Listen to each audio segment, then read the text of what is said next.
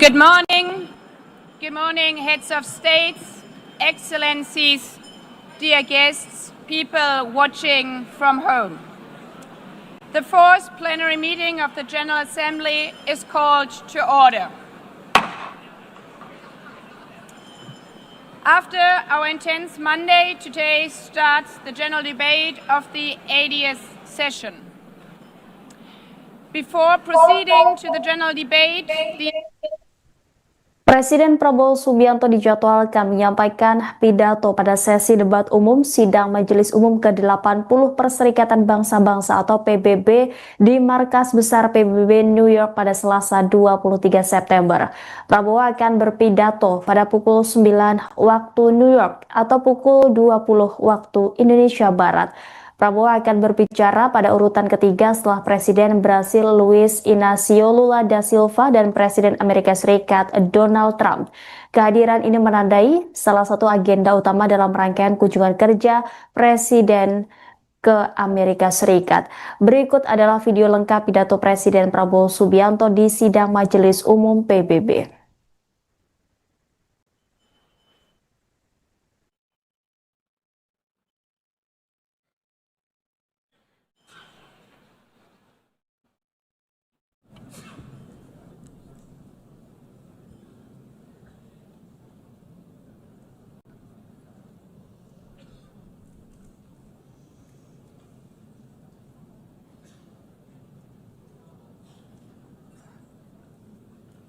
Please, could you take your seats?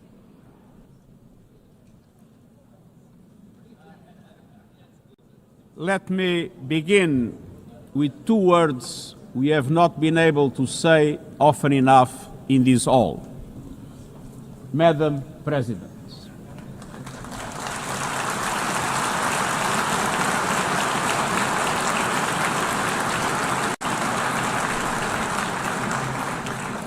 Excellencies, ladies and gentlemen, 8 years ago, in a world scorched by war, leaders made a choice.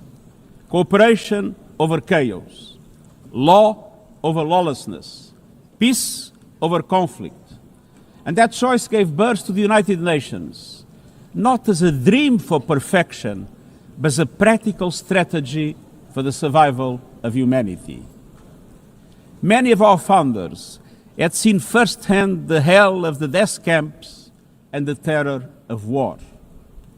They knew that true leadership meant creating a system to prevent a replay of those horrors, a firewall against the flames of conflict and World War III, a forum for sovereign states to pursue dialogue and cooperation, and the concrete affirmation of an essential human truth. We are all in this together. And this General Assembly Hall is the heartbeat of that truth. It is why for decades, world leaders have come to this one-of-a-kind podium. It is why you are here today. Because at its best, the United Nations is more than a meeting place.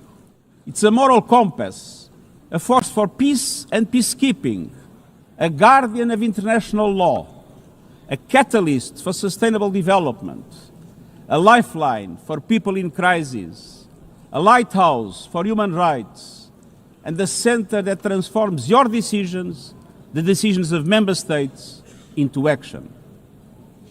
80 years on, we confront again the question our founders faced, only more urgent, more intertwined, more unforgiving. What kind of world do we choose to build together?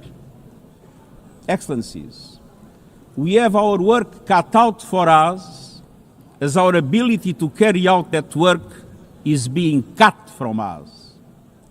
We have entered in an age of reckless disruption and relentless human suffering. Look around. The principles of the United Nations that you have established are under siege. Listen, the pillars of peace and progress are buckling under the weight of impunity, inequality, and indifference. Sovereign nations invaded. Hunger, weaponized, truth, silence, rising smoke from bombed-out cities, rising anger in fractured societies, rising seas swallowing coastlines. Each one a warning, each one a question. What kind of world will we choose? A world of raw power or a world of laws? A world that is a scramble for self-interest or a world where nations come together? A world where might makes right or a world of rights for all? Excellencies, our world is becoming increasingly multipolar, and this is positive, reflecting a more diverse, dynamic global landscape. But multipolarity without effective multilateral institutions can court chaos, as Europe has learned the hard way, resulting in World War I. It was multipolar, but there was no multilateral institutions. So let's be clear. International cooperation is not naivete. It is hard-headed pragmatism. In a world where there's leap borders, isolation is an illusion. No country can stop a pandemic alone. No army can halt rising temperatures. No algorithm can rebuild trust once it is broken. These are global stress tests of our system, our solidarity, and our resolve. I'm convinced we can pass these tests, and we must. Because people everywhere are demanding something better, and we owe them a system worthy of their trust and a future worthy of their dreams. And so we must make the choice, an active choice, to reaffirm the imperative of international law, to reassert the centrality of multilateralism, to reinforce justice and human rights, and to recommit to the principles that gave rise to our organization, and to the promise contained in its first words, we the peoples. Excellencies, the choices we face are not part of an ideological debate. They are a matter of life and death for millions. As I scan the global landscape, we must make 5 critical choices. First, we must choose peace rooted in international law. Peace is our first obligation. Yet today, wars rage with a barbarity we vowed never to allow. Too often, the Charter is brandished when convenient and trampled when not. But the Charter is not optional. It is our foundation. And when the foundation cracks, everything built upon fractures. Around the world, we see countries acting as if the rules don't apply to them.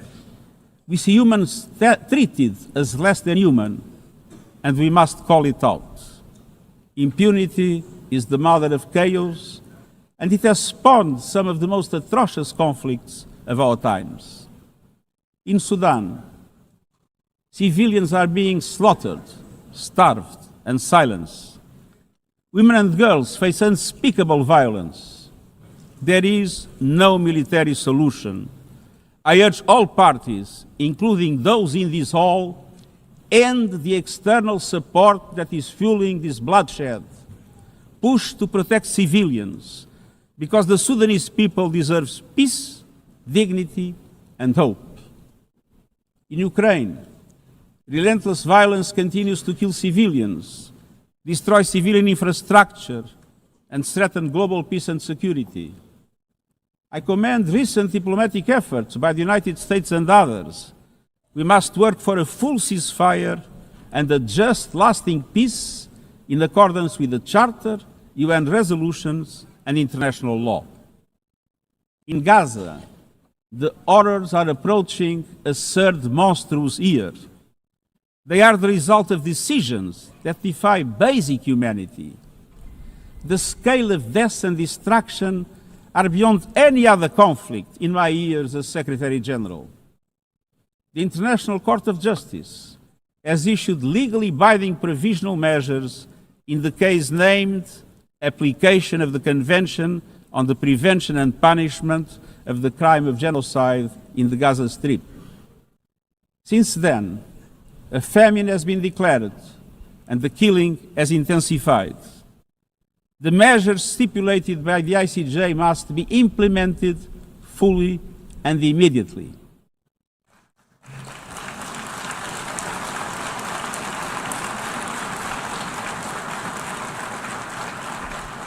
Nothing can justify the horrific Hamas terror attacks of October 7 and the taking of hostages, both of which I have repeatedly condemned. And nothing can justify the collective punishment of the Palestinian people and the systematic destruction of Gaza. We know what is needed. Permanent ceasefire now. All the hostages released now. Full humanitarian access now. And we must not relent in the only viable answer to sustainable Middle East peace, a two-state solution as so eloquently reaffirmed yesterday. We must urgently reverse dangerous trends on the ground. Relentless settler expansion and violence and the looming threat of annexation must stop. Everywhere, from Haiti to Yemen, to Myanmar and the Sahel and beyond, we must choose peace anchored in international law. The past year has brought glimmers of hope, including the ceasefire between Cambodia and Thailand and the agreement between Azerbaijan and Armenia brokered by the United States. But far too many crises continue unchecked. Impunity prevails, lawlessness is a contagion, it invites mayhem, accelerates terror, and risks a nuclear free-for-all. When accountability shrinks, graveyards grow. When UN staff and facilities are attacked, violating legal obligations, so too is the core of our ability to serve and deliver. The Security Council must live up to its responsibilities. It must be more representative, more transparent, and more effective. And beyond crisis response, we must tackle the injustices that ignite conflict: exclusion, inequality, impunity, and corruption. The surest way to silence the guns is to raise the volume for justice. Real security is born of fairness and opportunity for all. Excellencies, this leads me to my second point. We must choose human dignity and human rights. Human rights are not an ornament of peace, they're its bedrock. Human rights, economic, social, cultural, political, and civil, are universal, indivisible, and interdependent. Choosing rights means more than words. It means choosing justice over silence. It means protecting freedom and civic space, advancing equality for women and girls, confronting racism and discrimination in all its forms, protecting human rights defenders, journalists, and freedom of speech, and upholding the rights of refugees and migrants so that mobility is safe and in accordance with international law. Human rights are a daily battle, online and offline. They require political will. But dignity is not only about the protection of rights. It is about rights fulfilled through inclusive and resilient development. Rights that put an end to poverty and hunger. Rights that open doors to education, health, and opportunity. The Sustainable Development Goals are our shared roadmap for achieving these rights. But in order to make progress down this road, we need fuel.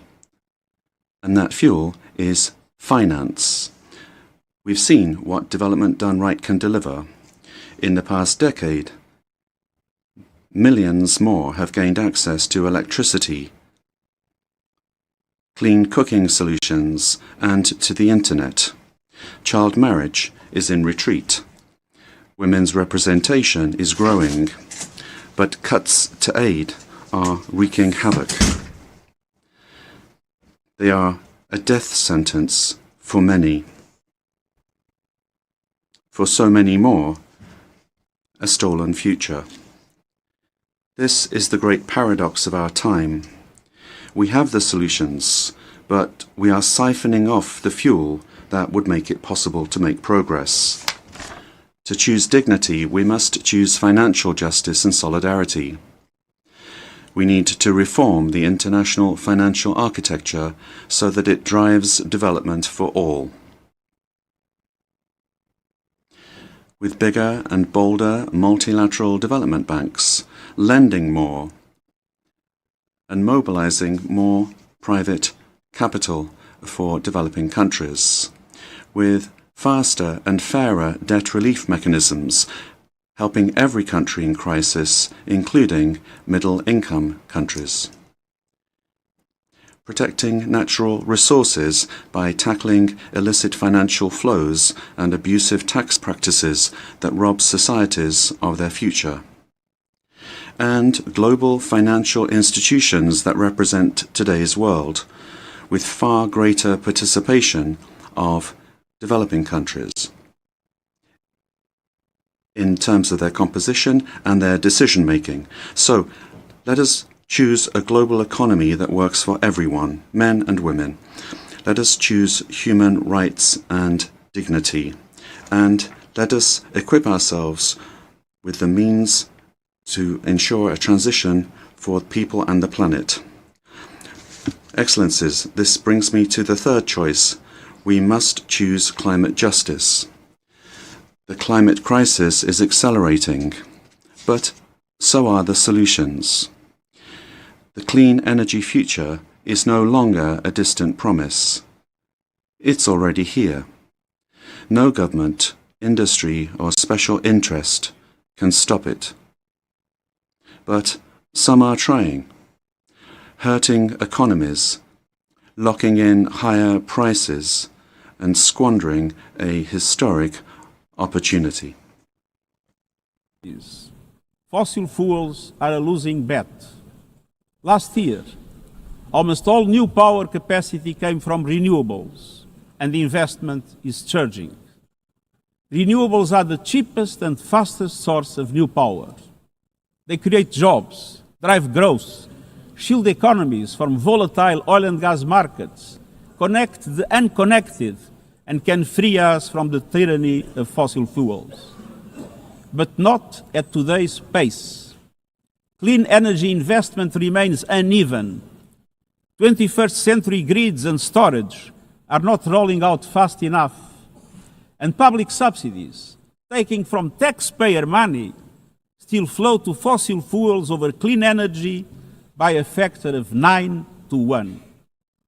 Meanwhile, emissions, temperatures, and disasters keep rising. And those least responsible suffer the most. Science says limiting global temperature rise to 1.5 degrees by the end of this century is still possible, but the window is closing. The International Court of Justice has affirmed the legal obligation of states. We must step up action and ambition, especially through strengthened national climate plans. Tomorrow, I will welcome leaders to announce new targets. The G20, the biggest emitters, must lead, guided by common but differentiated responsibilities. But all countries must step up and do more as we head to the UN Climate Conference in Brazil. By accelerating action in energy, forests, methane, and industrial decarbonization. By defining a credible roadmap to mobilize $1.3 trillion annually in climate finance by 2035 for developing countries. By supporting just transitions, by doubling finance for adaptation to at least $40 billion this year, and rapidly deploying proven tools to unlock billions more in concessional finance. And by capitalizing the Loss and Damage Fund with significant contributions.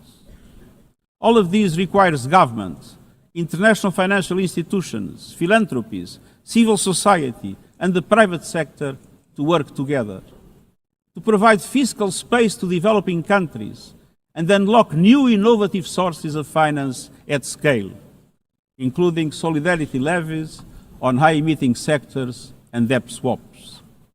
We have the solutions and tools, but we must choose climate justice and climate action. First, we must choose to put technology at the service of humanity. Artificial intelligence is rewriting human existence in real time, transforming how we learn, work, communicate, and what we can trust. And the question is not how to stop it, but how to steer it for the greater good. Technology must be our servant, not our master. It must promote human rights, human dignity, and human agency. Yet today, AI's advancement in outpacing regulation and responsibility and is concentrated in a few hands. And the risks are expanding to new frontiers, from biotech to autonomous weapons. We are witnessing the rise of tools for mass surveillance, mass social control, mass disruption, and even mass destruction.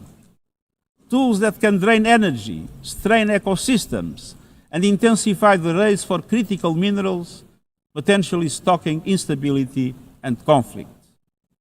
Yet, these technologies remain largely ungoverned. We need universal guardrails and common standards across platforms. No company should be above the law. No machines should decide who lives or dies.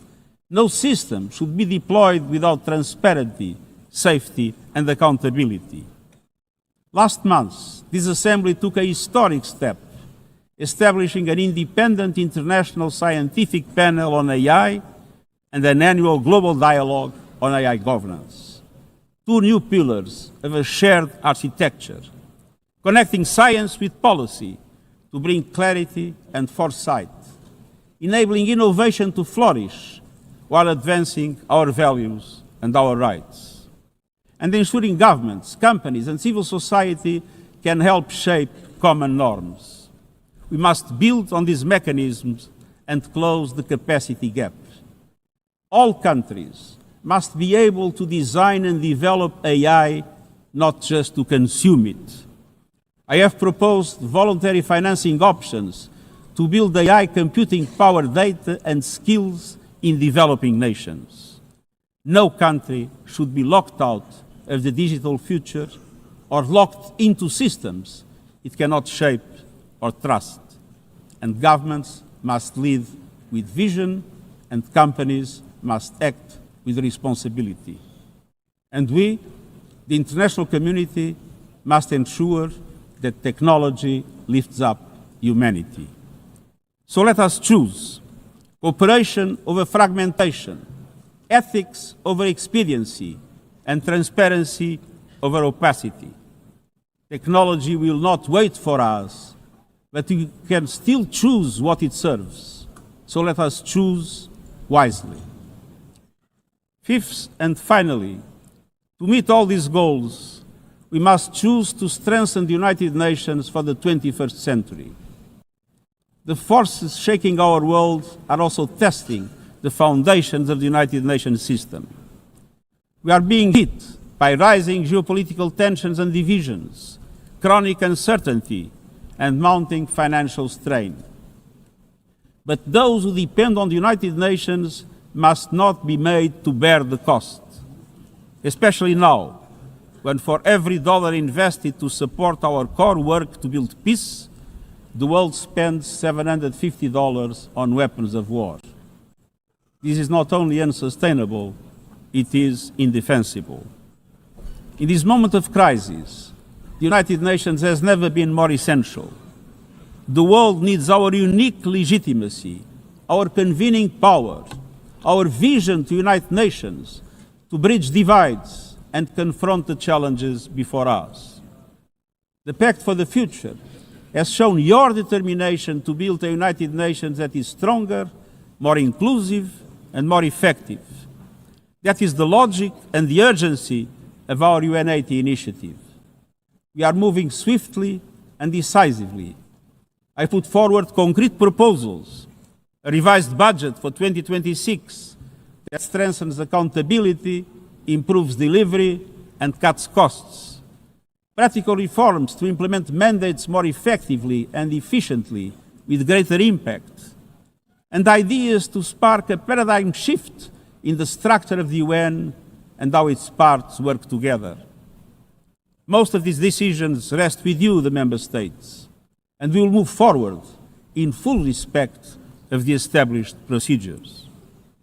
Together, let us choose to invest in a United Nations that adapts, innovates, and is empowered to deliver for people everywhere. Excellencies, my overriding message comes down to this. Now is the time to choose. It's not enough to know what the right choices are. I urge you to make them. I grew up in a world where choices were few.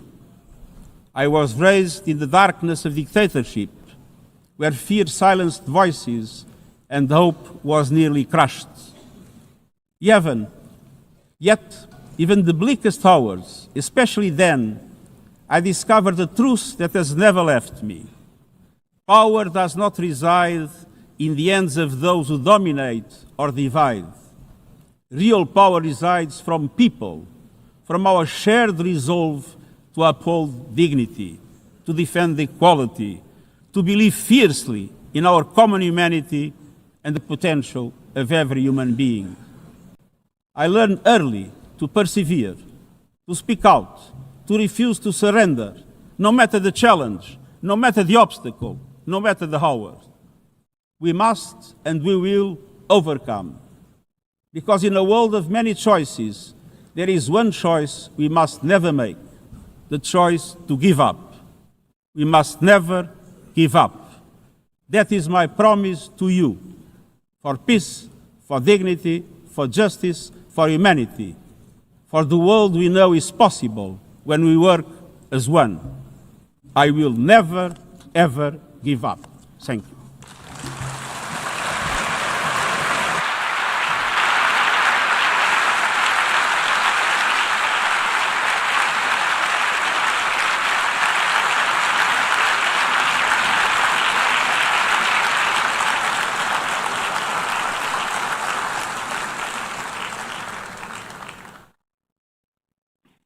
I thank the Secretary General. The Assembly will now turn to Agenda Item 8, entitled General Debate.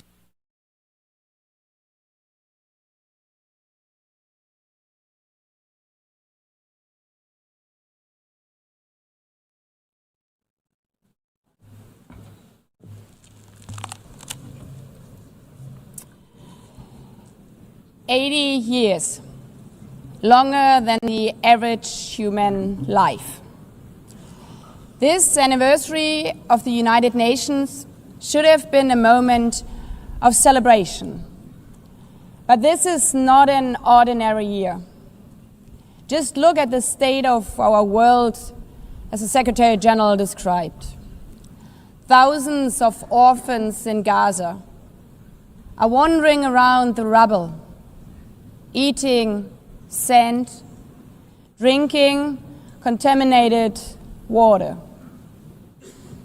90-year-old women in Ukraine are hiding from drones, trapped in their homes instead of living their final years in peace. Children in Haiti, too afraid to walk to school, afraid they might be gunned down by gangs like their friends. And for every conflict and tragedy that seizes the headlines, there are so many more that are forgotten, lost to the news cycle.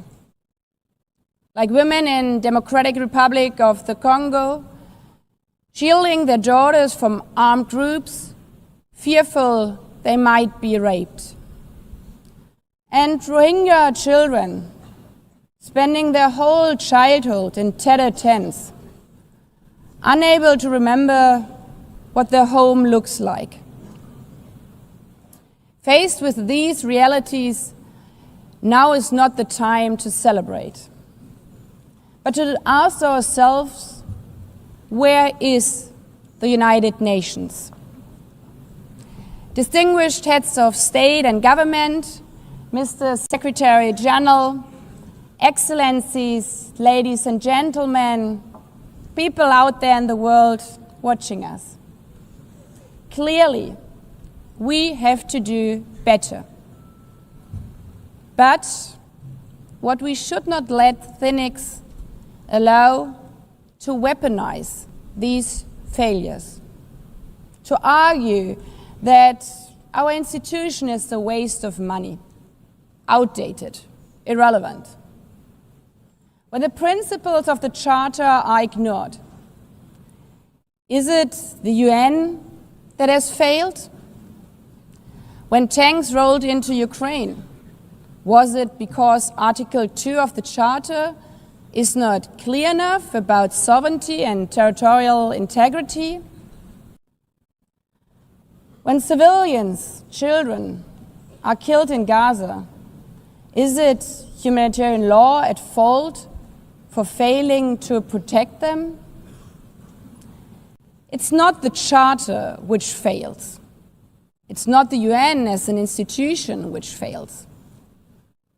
The Charter, our Charter, is only as strong as member states' willingness to uphold it, and their willingness to hold to account those who violate it. Excellencies, yes, our world is in pain.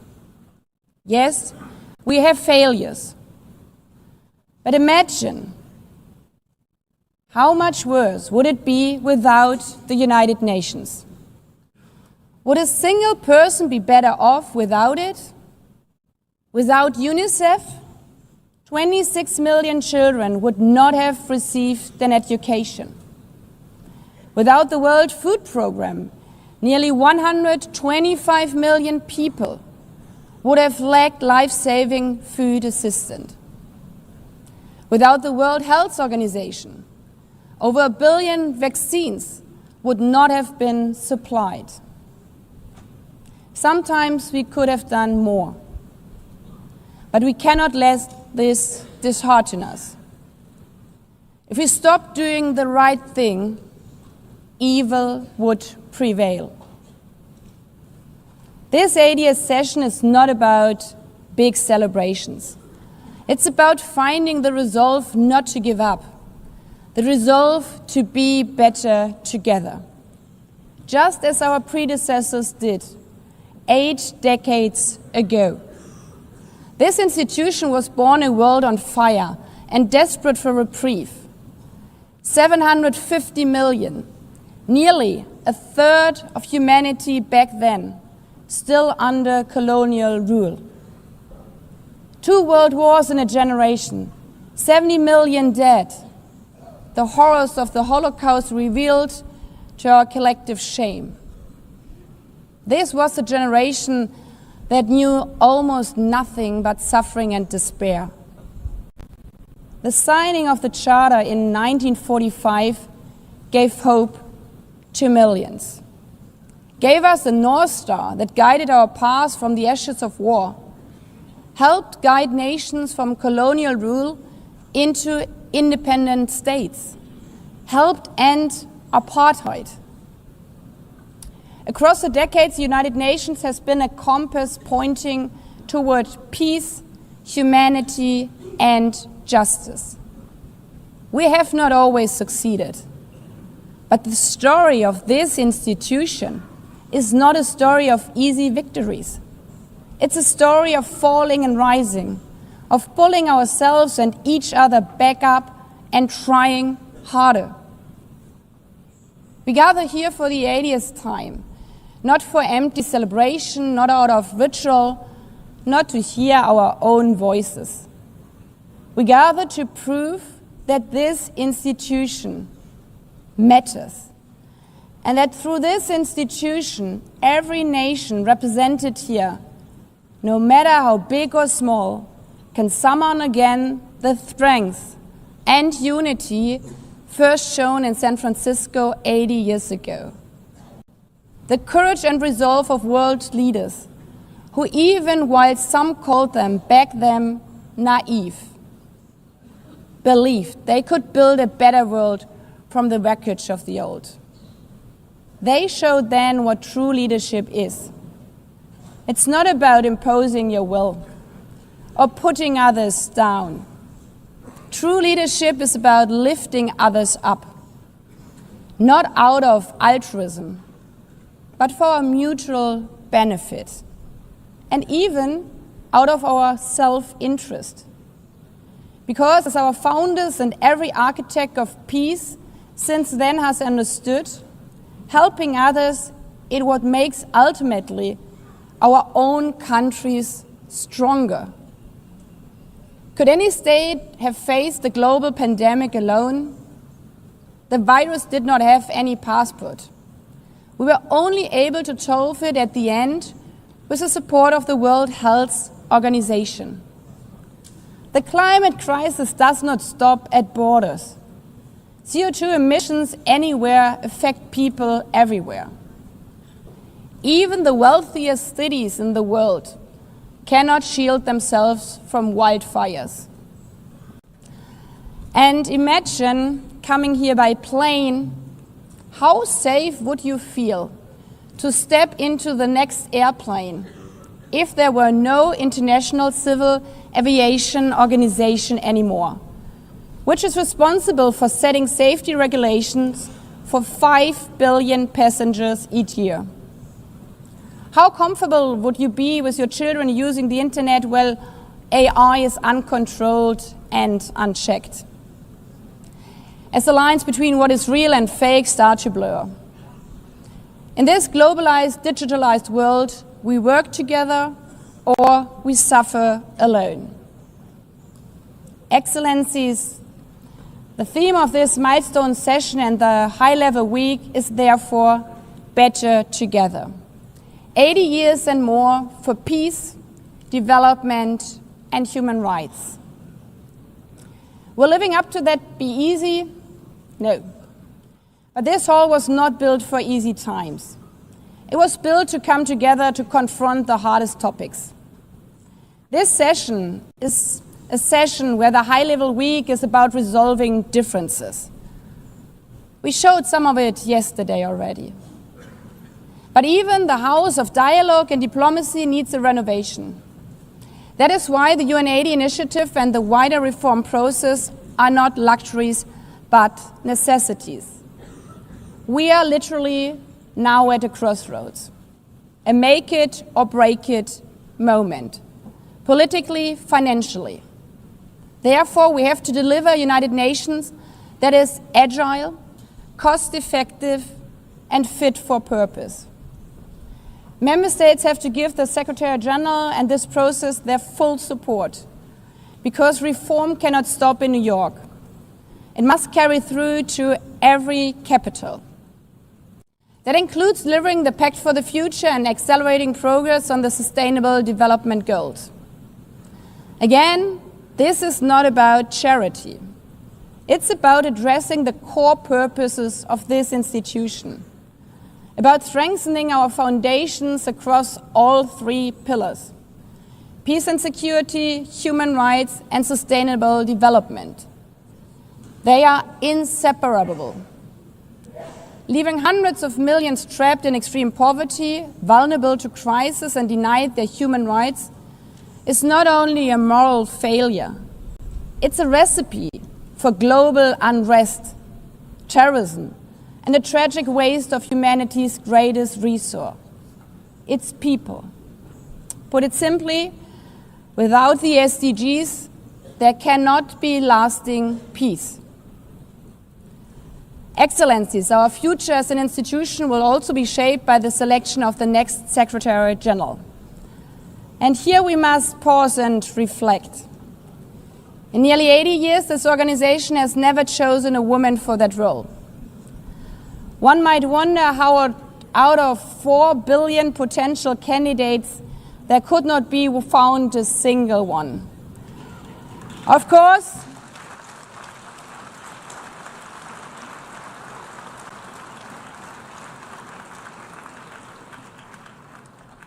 Of course, the choice rests with member states. But those of you having been there yesterday celebrating Beijing, one strong female leader after the other from all our continents. Like 80 years ago, we are standing at a crossroads. And it's up to us, to every single member state, to live up to the same leadership as your predecessors did. To act when action is needed. To uphold the principles of our charter. To be better together. To show the people around the world that this united nation is there. Today, tomorrow, and for the next 8 decades. Because, after all, it's the life insurance for every country. Thank you.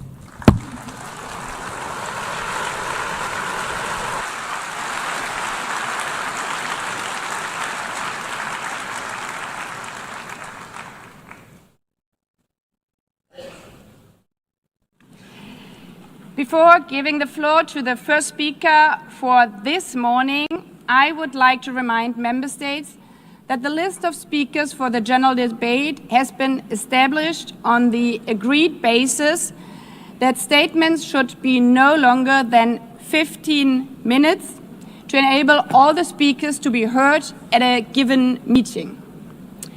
Within this time frame, I would like to appeal to speakers to deliver their statements at a reasonable pace so that interpretation into the other official languages may be provided properly. I would also like to draw your attention to the decision taken by the Assembly at previous sessions, namely that the practice of expressing congratulations inside the Assembly Hall after speech has been delivered is strongly discouraged. After delivering their statements from the rostrum, speakers are invited to exit the hall through room JA200, located behind the podium, before returning to their seats. May I take it that the Assembly agrees to proceed in this manner? It's so decided. Finally, I should like to draw the attention of member states that during the general debate, official photographers are in the room and will take official photographs of all speakers by the Department of Global Communications. Members interested in obtaining these photographs are requested to contact the photo library of the United Nations. By this, the Assembly will hear an address by His Excellency Luiz Inácio Lula da Silva, President of the Federative Republic of Brazil. I request the protocol to escort His Excellency and invite him to address the Assembly.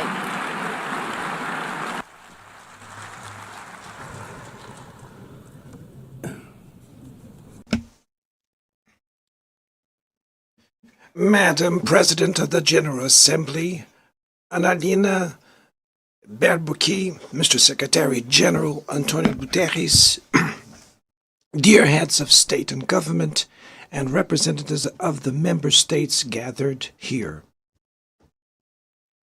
This should be a time to celebrate the United Nations. Created at the end of the war, the UN symbolizes the highest expression of the aspiration for peace and prosperity.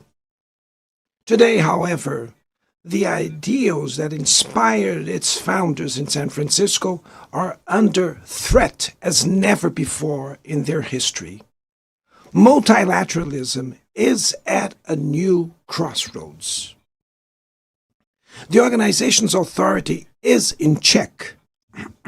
We are witnessing the consolidation of an international order marked by repeated concessions to power play. Attacks on sovereignty, arbitrary sanctions, and unilateral interventions are becoming the rule. There is a clear parallel between the multilateralism crisis and the weakening of democracy. Authoritarianism is strengthened when we fail to act in the face of arbitrary acts, when the international society falters in defending peace, sovereignty, and the rule of law. The consequences are tragic. Throughout the world, anti-democratic forces are trying to subjugate institutions and stifle freedoms. They worship violence, praise ignorance, act as physical and digital militias, and restrict the press. Even under an unprecedented attack, Brazil chose to resist and defend its democracy, regained 40 years ago by its people after 2 decades of dictatorial governments. There is no justification for unilateral and arbitrary measures against our institutions and our economy. The aggression against the independence of the judiciary branch of power is unacceptable. This interference in domestic affairs is aided by a subservient far right who is nostalgic of past hegemonies. False patriots plan and publicly promote actions against Brazil. Peace cannot be achieved with impunity. A few days ago, and for the first time in 525 years of our history, a former head of state was convicted of attacking the democratic rule of law. He was investigated, indicted, trialed, and held accountable for his actions in a meticulous process.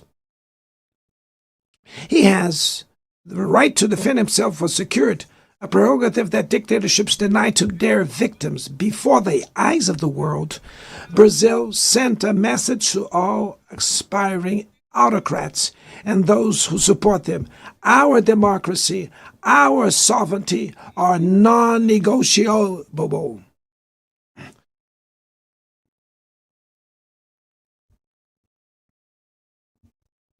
We will continue as an independent nation and as a people free from any type of guardianship. Sound democracies go beyond the electoral ritual. Its strength presupposes the reduction of inequalities, the guarantee of the most basic rights: food, safety, work, housing, education, and health. Democracy fails when women earn less than men or die at the hands of partners and family members. It loses when it closes its doors and blames migrants for the world's ills. Poverty is as much an enemy of democracy as extremism. Therefore, we were proud to receive confirmation from FAO that Brazil has once again left the hunger map in this year, 2025. But in the world, there are still 670 million hungry people, and about 2.3 billion face food insecurity. The only war of which everyone can emerge victorious is the one we wage against hunger and poverty. This is the goal of the global alliance we launched at the G20 and which has the support of 103 countries. The international community needs to revise its priorities, reduce arms spending, and increase development aid. Relieve the service of the foreign debt of the poorest countries, above all African nations, and set minimum global tax standards so that the super rich pay more taxes than workers. Democracy is also measured by the ability to protect families and the childhood. Digital platforms offer possibilities for us to come together in ways we never imagined. But they have been used for sowing intolerance, misogyny, xenophobia, and misinformation. The internet cannot be a land of lawlessness. It's up to governments to protect the most vulnerable. Regulating does not mean restraining freedom of expression. It's about ensuring that what is already illegal in the real world is treated the way in the virtual environment. Attacks on regulation serve to cover up hidden interests and provide shelter for crimes such as fraud, human trafficking, pedophilia, and attacks against democracy. The Brazilian parliament was right to rush to address this issue.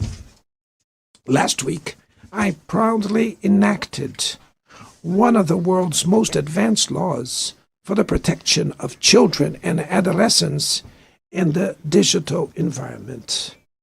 Also, we sent draft bills to the National Congress to foster competition in digital markets and to encourage the installation of sustainable data centers.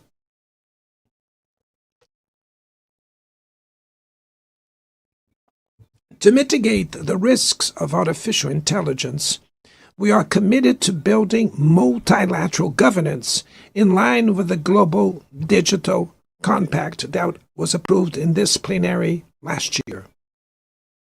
Ladies and gentlemen, Your Excellencies, in Latin America and the Caribbean, we are experiencing a time of growing polarization and instability. Maintaining the region as a zone of peace is and was our priority.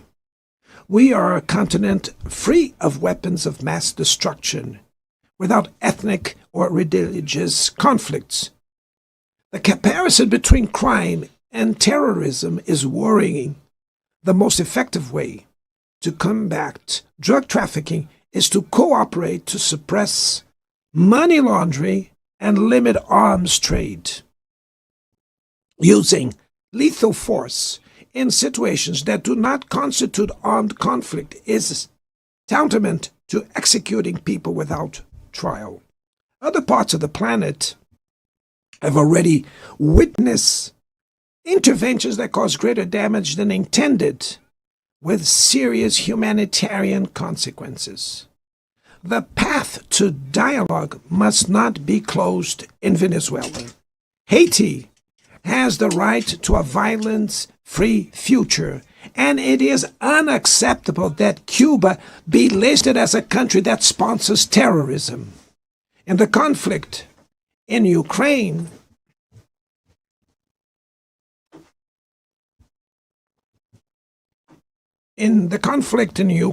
we all already know that there will be no military solution. The recent meeting in Alaska raised hopes for a negotiated way out. It's necessary to pave the way for a realistic solution. This implies taking into account the legitimate security concerns of all parties. The African Initiative and the Friends for Peace group created by China and Brazil can help promote dialogue and a diplomatic solution. No situation is more emblematic of the disproportionate and illegal use of force than the one occurring in Palestine. The terrorist attacks perpetrated by Hamas are indefensible from any angle, but nothing, absolutely nothing, justifies the ongoing genocide in Gaza.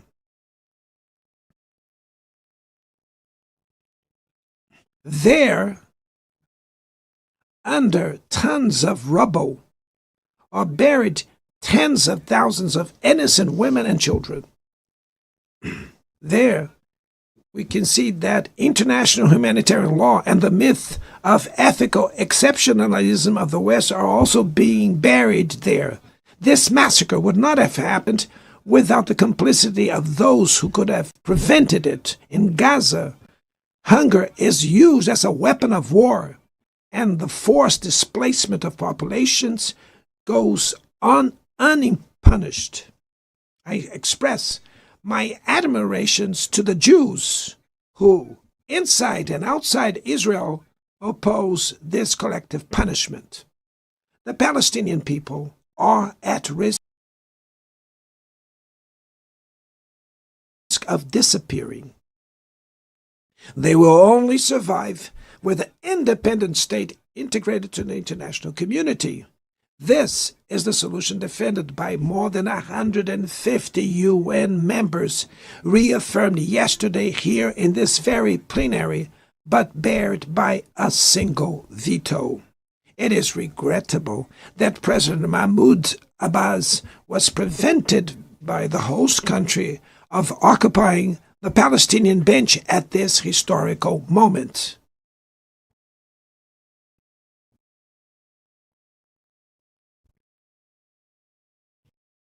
The spread of this conflict to Lebanon, Syria, Iran, Qatar is fueling an unprecedented arms build-up.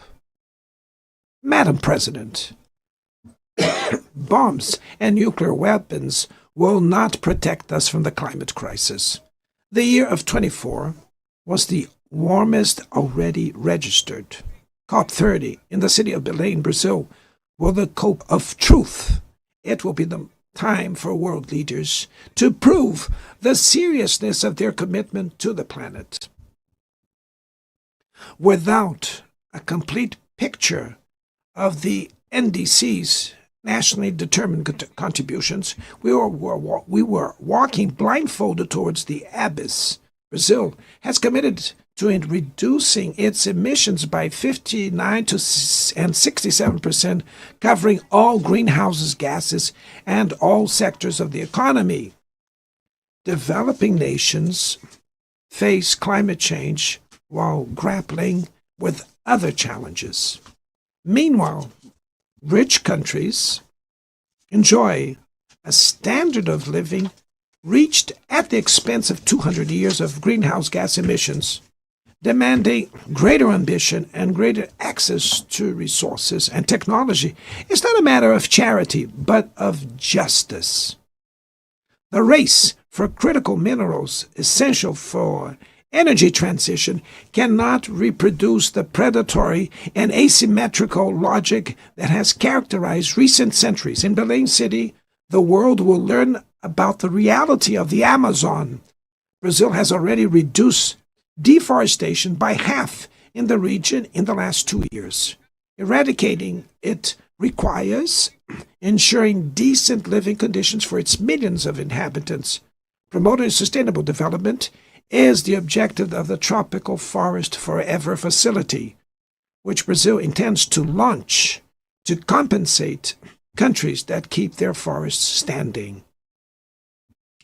But the time has come to move from the negotiation phase to the implementation stage.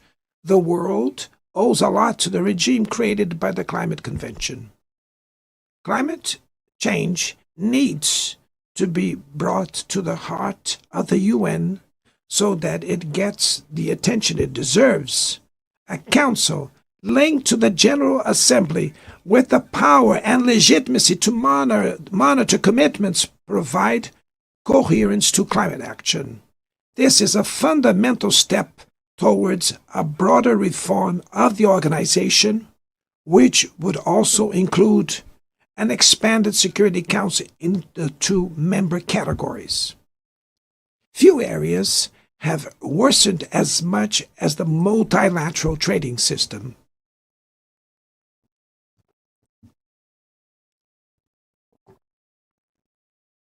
Unilateral measures have rendered fundamental principles, such as the most favored nations clauses, meaningless. They have disrupted value chains and threw the global economy into a pernicious spiral of high prices and stagnation. It is urgent to refound the WTO based on modern and flexible foundations. Your Excellencies, ladies and gentlemen, this year, the world lost 2 exceptional public figures. Former Uruguayan President Pepe Mujica and our dear Pope Francis, both embodied the best humanist values like no other. Their lives were intertwined with the 8 decades of the UN UN's existence. If they were still among us, they would use this platform to remember that authoritarianism, environmental degradation, and inequality are not relentless, that the only ones defeated are those who stand idly by, resignate, and that we can defeat the false prophets and oligarchs who exploit fear and monetize hate, and that tomorrow is made of daily choices, and it takes courage to act to transform it.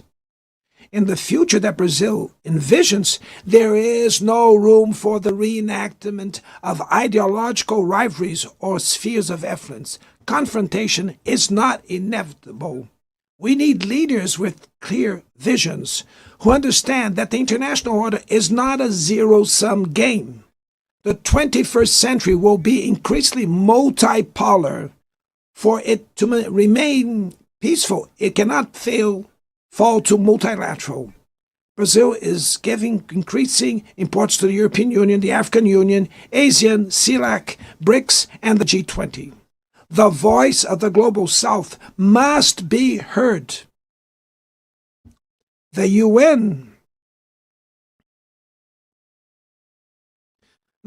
has today almost 4 times more members than the 51 who were at its foundation. Our historic mission is to make it once again a barrier of hope and a promoter of equality, peace, sustainable development, diversity, and tolerance. May God bless us all. And thank you very much.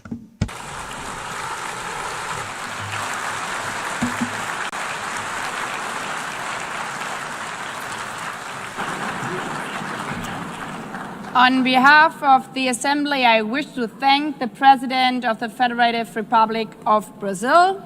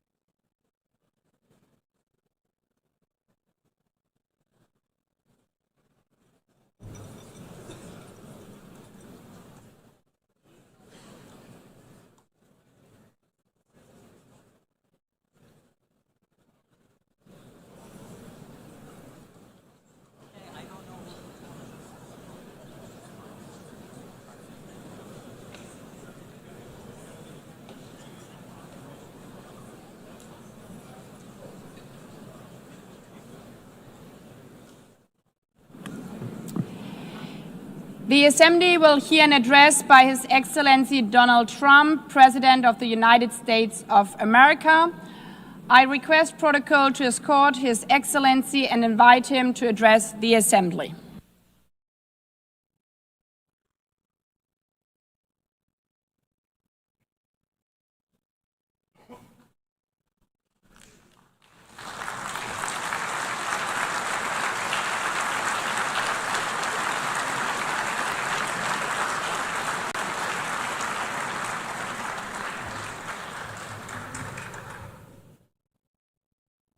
Thank you very much.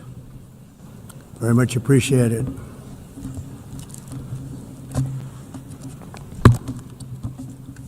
And I don't mind making this speech without a teleprompter, because the teleprompter is not working. I feel very happy to be up here with you nevertheless, and that way you speak more from the heart. I can only say that whoever's operating this teleprompter is in big trouble.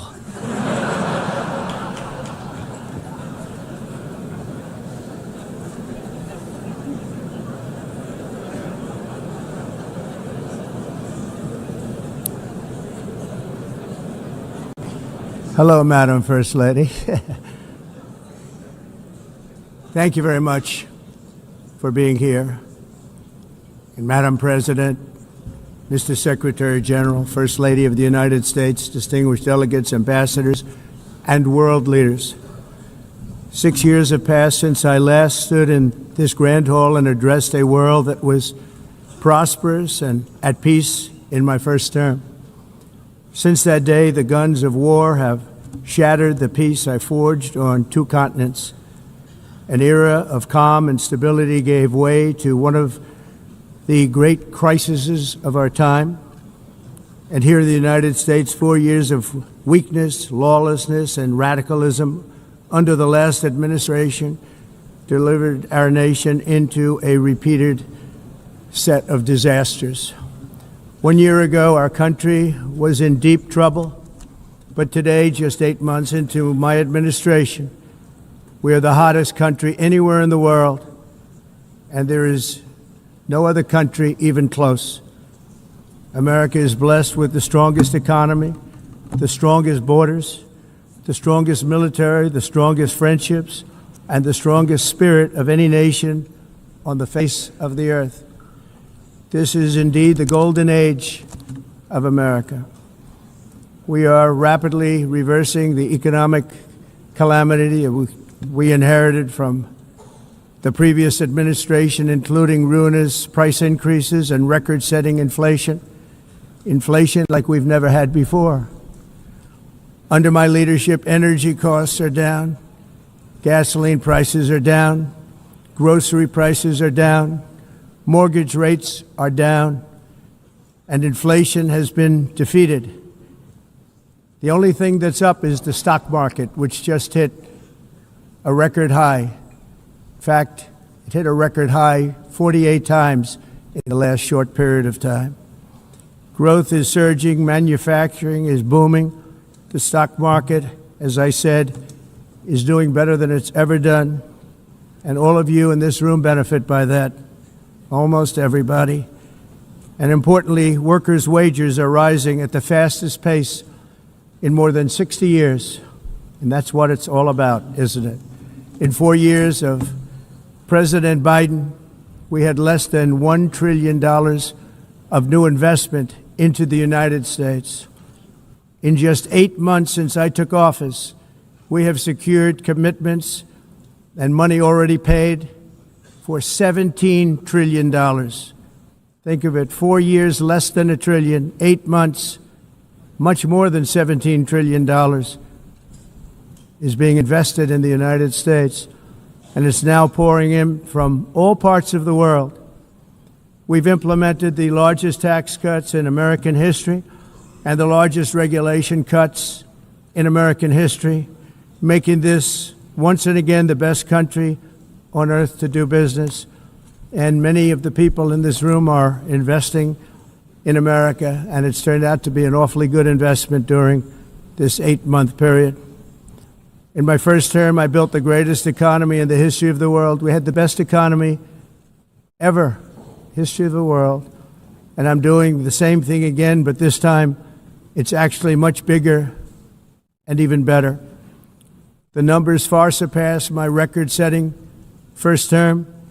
On our southern border, we have successfully repelled a colossal invasion.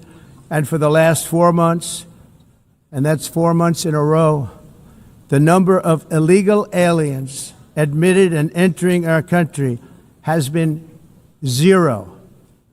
Hard to believe, because if you look back just a year ago, it was millions and millions of people pouring in from all over the world, from prisons, from mental institutions, drug dealers. All over the world they came. They just poured into our country with the ridiculous open border policy of the Biden administration. Our message is very simple. If you come illegally into the United States, you're going to jail, or you're going back to where you came from, or perhaps even further than that. You know what that means. I want to thank the country of El Salvador for the successful and professional job they've done in receiving and jailing so many criminals that entered our country. And it was under the previous administration that the number became record-setting, and they're all being taken out. We have no choice. And other countries have no choice because other countries are in the exact same situation with immigration. It's destroying your country, and you have to do something about it. On the world stage, America is respected again like it has never been respected before. You think about 2 years ago, 3 years ago, 4 years ago, or 1 year ago, we were a laughingstock all over the world. At the NATO summit in June, virtually all NATO members formally committed to increase defense spending at my request from 2% to 5% of GDP, making our alliance far stronger and more powerful than it was ever before. In May, I traveled to the Middle East to visit my friends and rebuild our partnerships in the Gulf and those valued relationships with Saudi Arabia, Qatar, and the UAE and other countries are now, I believe, closer than ever before. My administration has negotiated one historic trade deal after another, including with the United Kingdom, the European Union, Japan, South Korea, Vietnam, Indonesia, the Philippines, Malaysia, and many, many others. Likewise, in a period of just 7 months, I have ended 7 unendable wars. They said they were unendable. You're never going to get them solved. Some were going for 31 years, 2 of them, 31, think of it, 31 years. One was 36 years. One was 28 years. I ended 7 wars. And in all cases, they were raging with countless thousands of people being killed. This includes Cambodia and Thailand, Kosovo and Serbia, the Congo and Rwanda, a vicious, violent war that was, Pakistan and India, Israel and Iran, Egypt and Ethiopia, and Armenia and Azerbaijan. It included all of them. No president or prime minister, and for that matter, no other country has ever done anything close to that. And I did it in just 7 months. It's never happened before. There's never been anything like that. I'm very honored to have done it. It's too bad that I had to do these things instead of the United Nations doing them. And sadly, in all cases, the United Nations did not even try to help in any of them.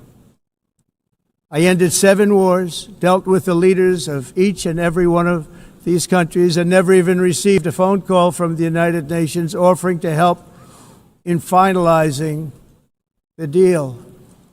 All I got from the United Nations was an escalator that on the way up stopped right in the middle.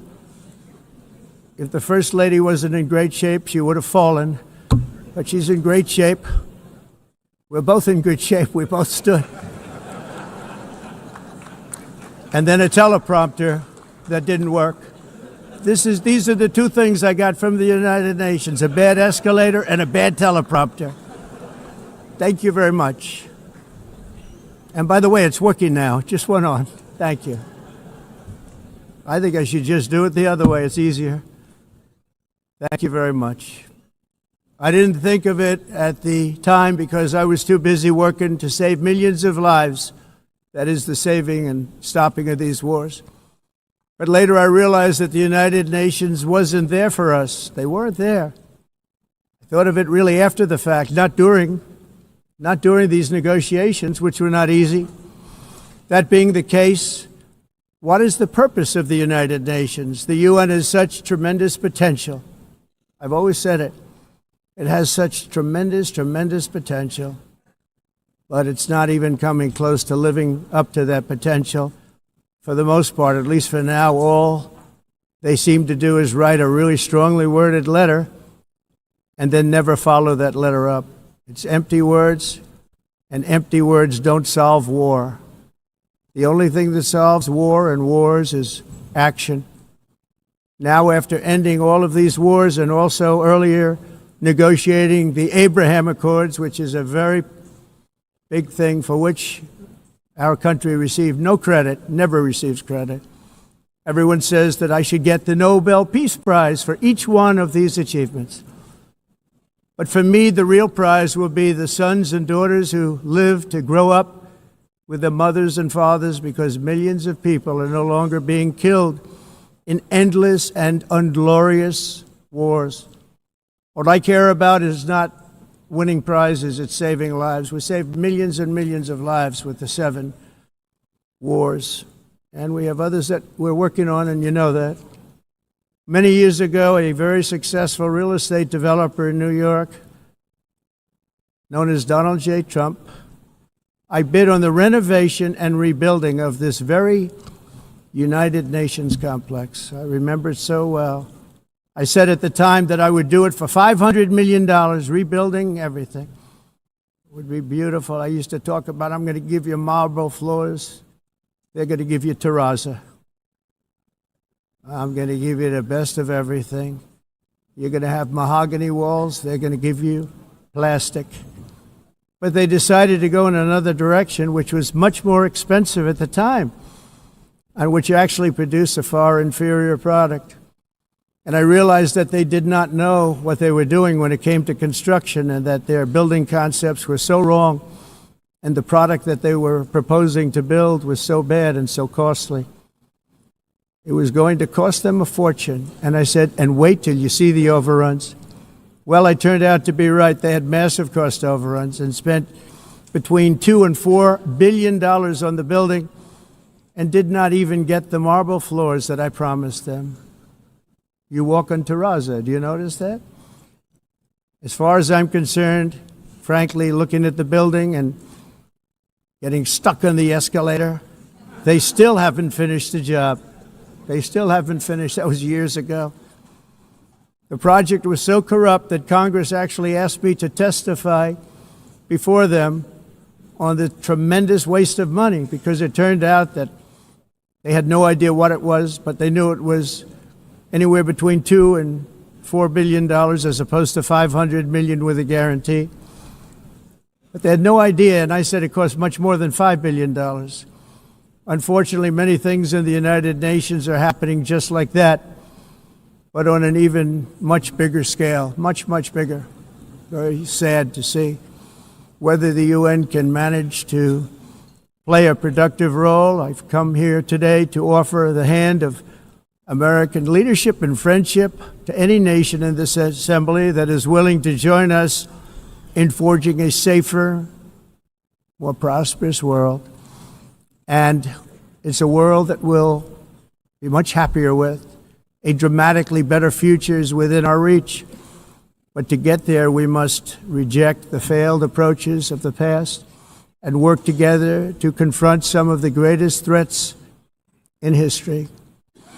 There is no more serious danger to our planet today than the most powerful and destructive weapons ever devised by man, of which the United States, as you know, has many.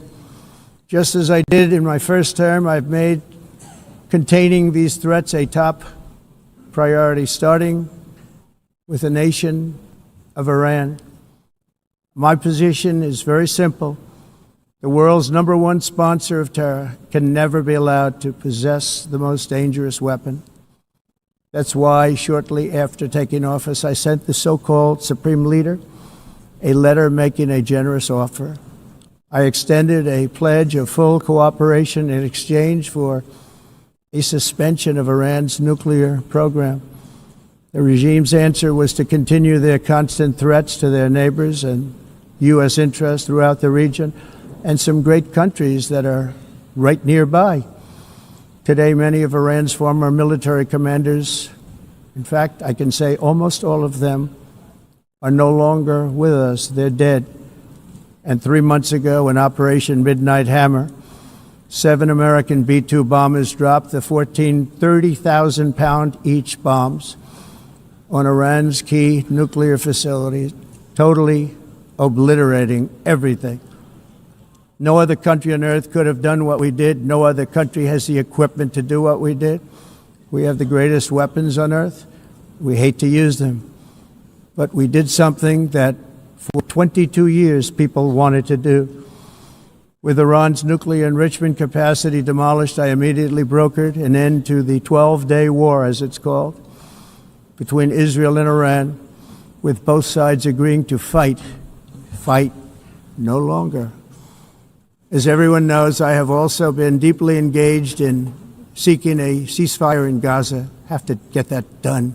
Have to get it done. Unfortunately, Hamas has repeatedly rejected reasonable offers to make peace. We can't forget October 7th, can we? Now, as if to encourage continued conflict, some of this body is seeking to unilaterally recognize a Palestinian state.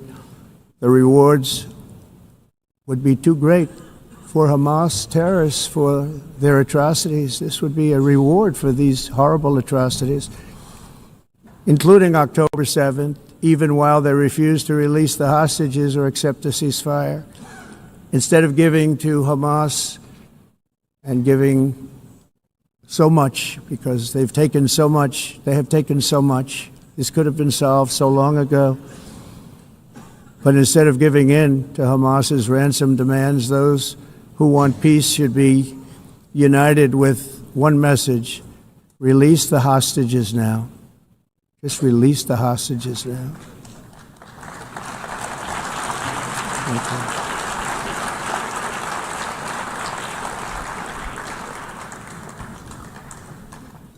Thank you. As we have got to come together, and we will come together, got to get it done. We have to stop the war in Gaza immediately. We have to stop it. We have to get it done. We have to negotiate, immediately have to negotiate peace. We got to get the hostages back. We want all 20 back. We don't want 2 and 4. As you know, I got, along with Steve Witkoff and others that helped us, Marco Rubio, we got most of them back. We were involved in all of them. But I always said the last 20 are going to be the hardest, and that's exactly what happened. We have to get them back now. We don't want to get back 2, and then another 2, and then 1, and then 3. Have this process. No, we want them all back, and we want the actually 38 dead bodies back too. Those parents came to me, and they want them back, and they want them back very quickly and very badly, as though they were alive. They want them. They want them every bit as much as if their son or daughter were alive.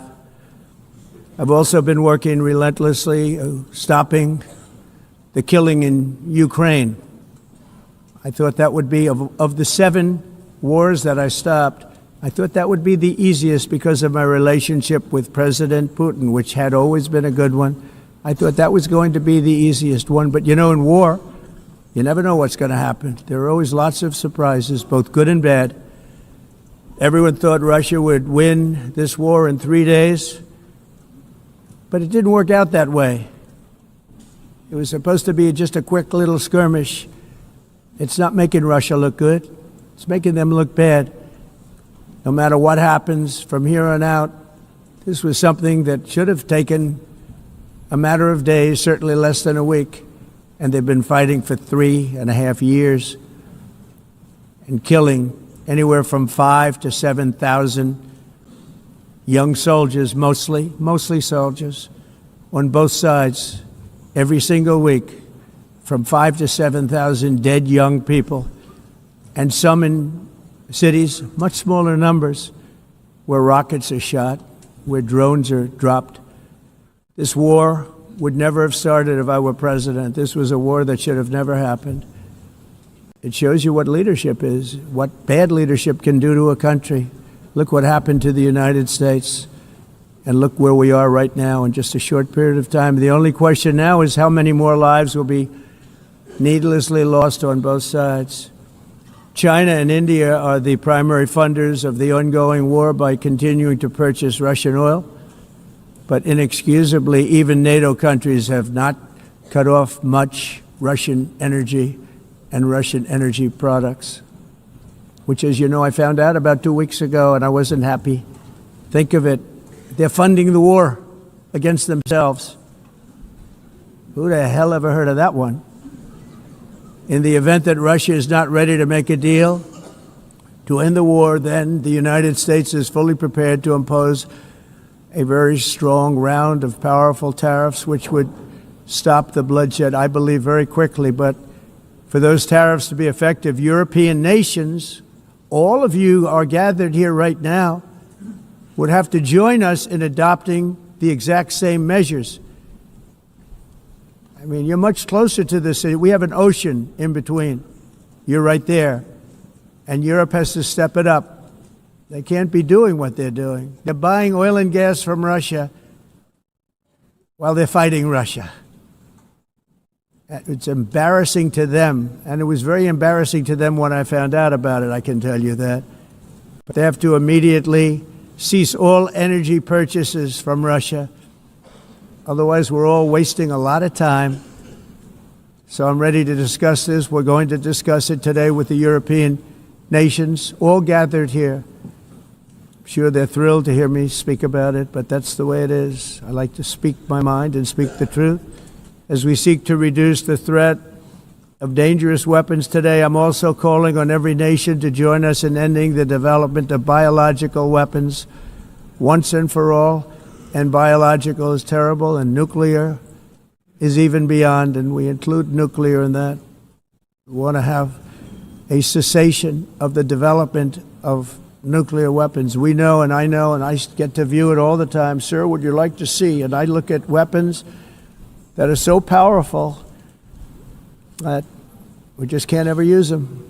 If we ever use them, the world literally might come to an end. There would be no United Nations to be talking about. There would be no nothing.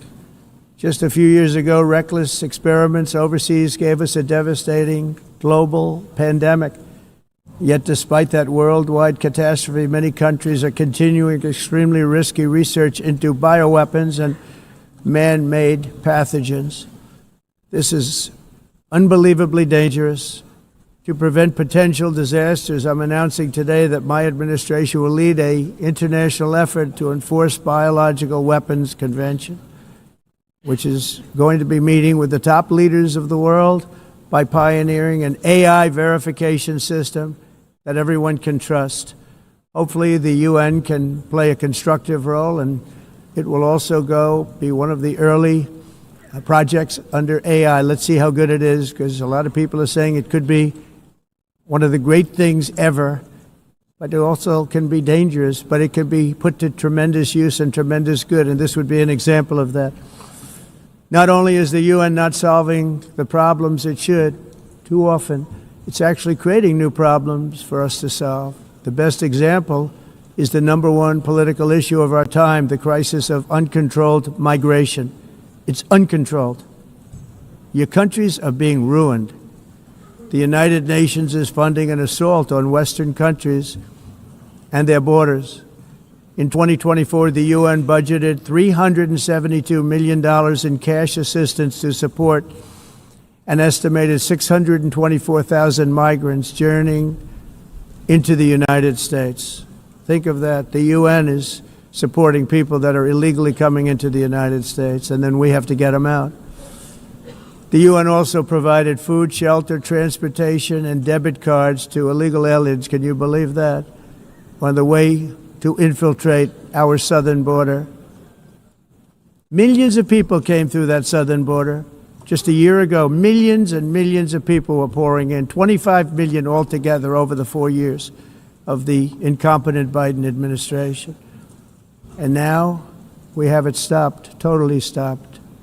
In fact, they're not even coming anymore because they know they can't get through. But what took place is totally unacceptable. The UN is supposed to stop invasions, not create them and not finance them. In the United States, we reject the idea that mass numbers of people from foreign lands can be permitted to travel halfway around the world, trample our borders, violate our sovereignty, cause unmitigated crime, and deplete our social safety net. We have reasserted that America belongs to the American people, and I encourage all countries to take their own stand in defense of their citizens as well. You have to do that because I see it. I'm not mentioning names. I see it, and I can call every single one of them out. You're destroying your countries. They're being destroyed. Europe is in serious trouble. They've been invaded by a force of illegal aliens like nobody's ever seen before. Illegal aliens are pouring into Europe. Nobody's doing anything to change it, to get them out. It's not sustainable. And because they choose to be politically correct, they're doing just absolutely nothing about it. And I have to say, I look at London, where you have a terrible mayor, terrible mayor, and it's been so changed. Now they want to go to Sharia law, but you're in a different country. You can't do that. Both the immigration and their suicidal energy ideas will be the death of Western Europe if something is not done immediately. This cannot be sustained. What makes the world so beautiful is that each country is unique. But to stay this way, every sovereign nation must have the right to control their own borders. You have the right to control your borders, as we do now, and to limit the sheer numbers of migrants entering their countries and paid for by the people of that nation that were there and that built that particular nation at the time. They put their blood, sweat, tears, money into that country, and now they're being ruined. Proud nations must be allowed to protect their communities and prevent their societies from being overwhelmed by people they have never seen before, with different customs, religions, with different everything. Where migrants have violated laws, lodged false asylum claims, or claimed refugee status for illegitimate reasons, they should, in many cases, be immediately sent home. And while we will always have a big heart for places and people that are struggling and truly compassionate, answers will be given. We have to solve the problem, and we have to solve it in their countries, not create new problems in our countries. And we are very helpful to a lot of countries that are just not able to send their people anymore. They used to send them to us in caravans of 25, 30,000 people each. These massive caravans of people pouring into our country, totally unchecked and unvetted. But not anymore. According to the Council of Europe in 2024, almost 50% of inmates in German prisons were foreign nationals or migrants. In Austria, the number was 53% of the people in prisons were from places that weren't from where they are now. In Greece, the number was 54%, and in Switzerland, beautiful Switzerland, 72% of the people in prisons are from outside of Switzerland. When your prisons are filled with so-called asylum seekers who repaid kindness, and that's what they did, they repaid kindness with crime. It's time to end the failed experiment of open borders. You have to end it now. See, I can tell you. I'm really good at this stuff. Your countries are going to hell. In America, we've taken bold action to swiftly shut down uncontrolled migration. Once we started detaining and deporting everyone who crossed the border and removing illegal aliens from the United States, they simply stopped coming. They're not coming anymore. We're getting a lot of credit, but they're not coming anymore. This was a humanitarian act for all involved, because on the trips up, thousands of people a week were dying. Women were being raped. Nobody's ever seen anything like it. Raped, horribly beaten, raped. On the trip up, the journey up, it was a long walk. It was a long, arduous journey, indeed.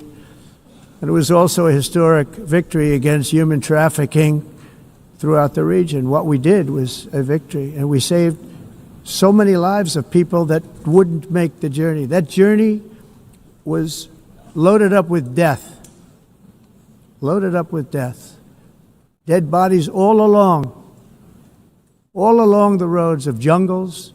To get up, they go through jungles, they go through areas so hot you couldn't breathe. They were dying of suffocation, areas so hot that you couldn't breathe. Dead bodies all over. By them not coming, we're saving tremendous numbers of lives. My people have done a fantastic job in doing what they did, and the American public agrees with it. I mean, I was very proud to see this morning I have the highest poll numbers I've ever had. Part of it is because of what we've done on the border. I guess the other part is what we've done on the economy. Joe Biden's policies empowered murderous gangs, human smugglers, child traffickers, drug cartels, and prisoners from all over the world The previous administration also lost nearly 300,000 children. Think of that. They lost more than 300,000 children, little children, who were trafficked into the United States on the Biden watch, many of whom have been raped, exploited, and abused, and sold. Sold. Nobody talks about that. The fake news doesn't write about it. With many others, young children who are missing or dead. And we found a lot of these children, and we're sending them back, and we've been sending them back to their parents. They said, nobody knows who they are. They said, where do you come from? And they'll give us a country, and we'll find out, and we'll figure it out, and we'll bring them back to their homes. And the mother and father rush to the door, and their tears in their eyes. They can't believe that they're seeing their son or daughter, their little son or daughter again. We've done almost 30,000 of them so far. Any system that results in the mass trafficking of children is inherently evil. Yet that is exactly what the globalist migration agenda has done, and it's what it's all about. In America, those days, as you know, are over. The Trump administration is working, and we are continuing to work to track down the villains that are causing this problem, and also, as I said, to get back the 30,000 we've already returned. Now I think we're going to have another. We're going to find a lot. You're not going to find all of them. 300, more than 300,000. They're lost or they're dead. They're lost or they're dead because of the animals that did this. To protect our citizens, I've also designated multiple savage drug cartels as far as and you see this, and you see it happening right before your eyes. Let's put it this way. People don't like taking big loads of drugs in boats anymore. There aren't too many boats that are traveling on the seas by Venezuela. They tend not to want to travel very quickly anymore. And we've virtually stopped drugs coming into our country by sea. We call them the water drugs. They kill hundreds of thousands of people. I've also designated multiple savage drug cartels as far as foreign terrorist organizations, along with two bloodthirsty transnational gangs, probably the worst gangs anywhere in the world, MS-13 and Tren de Aragua. Tren de Aragua is from Venezuela, by the way. Such organizations torture, maim, mutilate, and murder with impunity. They're the enemies of all humanity. And for this reason, we've recently begun using the supreme power of the United States military to destroy Venezuelan terrorists and trafficking networks led by Nicolas Maduro. To every terrorist thug smuggling poisonous drugs into the United States of America, please be warned that we will blow you out of existence. That's what we're doing. We have no choice. Can't let it happen. They're destroying. I believe we lost 300,000 people last year to drugs, 300,000. Fentanyl and other drugs. Each boat that we sink carries drugs that would kill more than 25,000 Americans. We will not let that happen. Energy is another area where the United States is now thriving like never before. We're getting rid of the falsely named renewables. By the way, they're a joke. They don't work. They're too expensive. They're not strong enough to fire up the plants that you need to make your country great. The wind doesn't blow. Those big windmills are so pathetic and so bad, so expensive to operate. And they have to be rebuilt all the time, and they start to rust and rot. Most expensive energy ever conceived, and it's actually energy. You're supposed to make money with energy, not lose money. You lose money, the governments have to subsidize. You can't put them out without massive subsidies. And most of them are built in China, and I give China a lot of credit. They build them, but they have very few wind farms. So why is it that they build them and they send them all over the world, but they barely use them? You know what they use? Coal. They use gas. They use almost anything, but they don't like wind. But they sure as hell like selling the windmills. Europe, on the other hand, has a long way to go, with many countries being on the brink of destruction because of the green energy agenda. And I give a lot of credit to Germany. Germany was being led down a very sick path, both on immigration, by the way, and on energy. they were going green and they were going bankrupt. And the new leadership came in and they went back to where they were with fossil fuel and with nuclear, which is good. It's now safe and you can do it properly. But they went back to where they were and they opened up a lot of different plants, energy producing plants, and they're doing well. I give Germany a lot of credit for that. They've said this is a disaster, what's happening. They were going all green. All green is all bankrupt. That's what it represents. And it's not politically correct. I'll be very badly criticized for saying it, but I'm here to tell the truth. I don't care. It doesn't matter to me. I'm in New York City. I'm feeling a lot safer. Crime, we're getting crime down. And by the way, speaking of crime, Washington, D.C. Washington, D.C. was the crime capital of America. Now it's after 12 days, it's a totally safe city.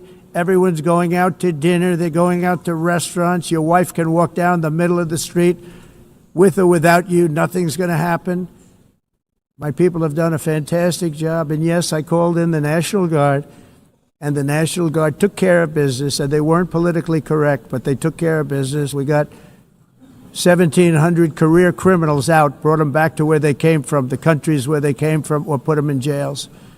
Washington, D.C. is now a totally safe city again, and I welcome you to come. In fact, we'll have dinner together at a local restaurant, and we'll be able to walk. We don't have to go by an armor-plated vehicle. We'll walk right over there from the White House.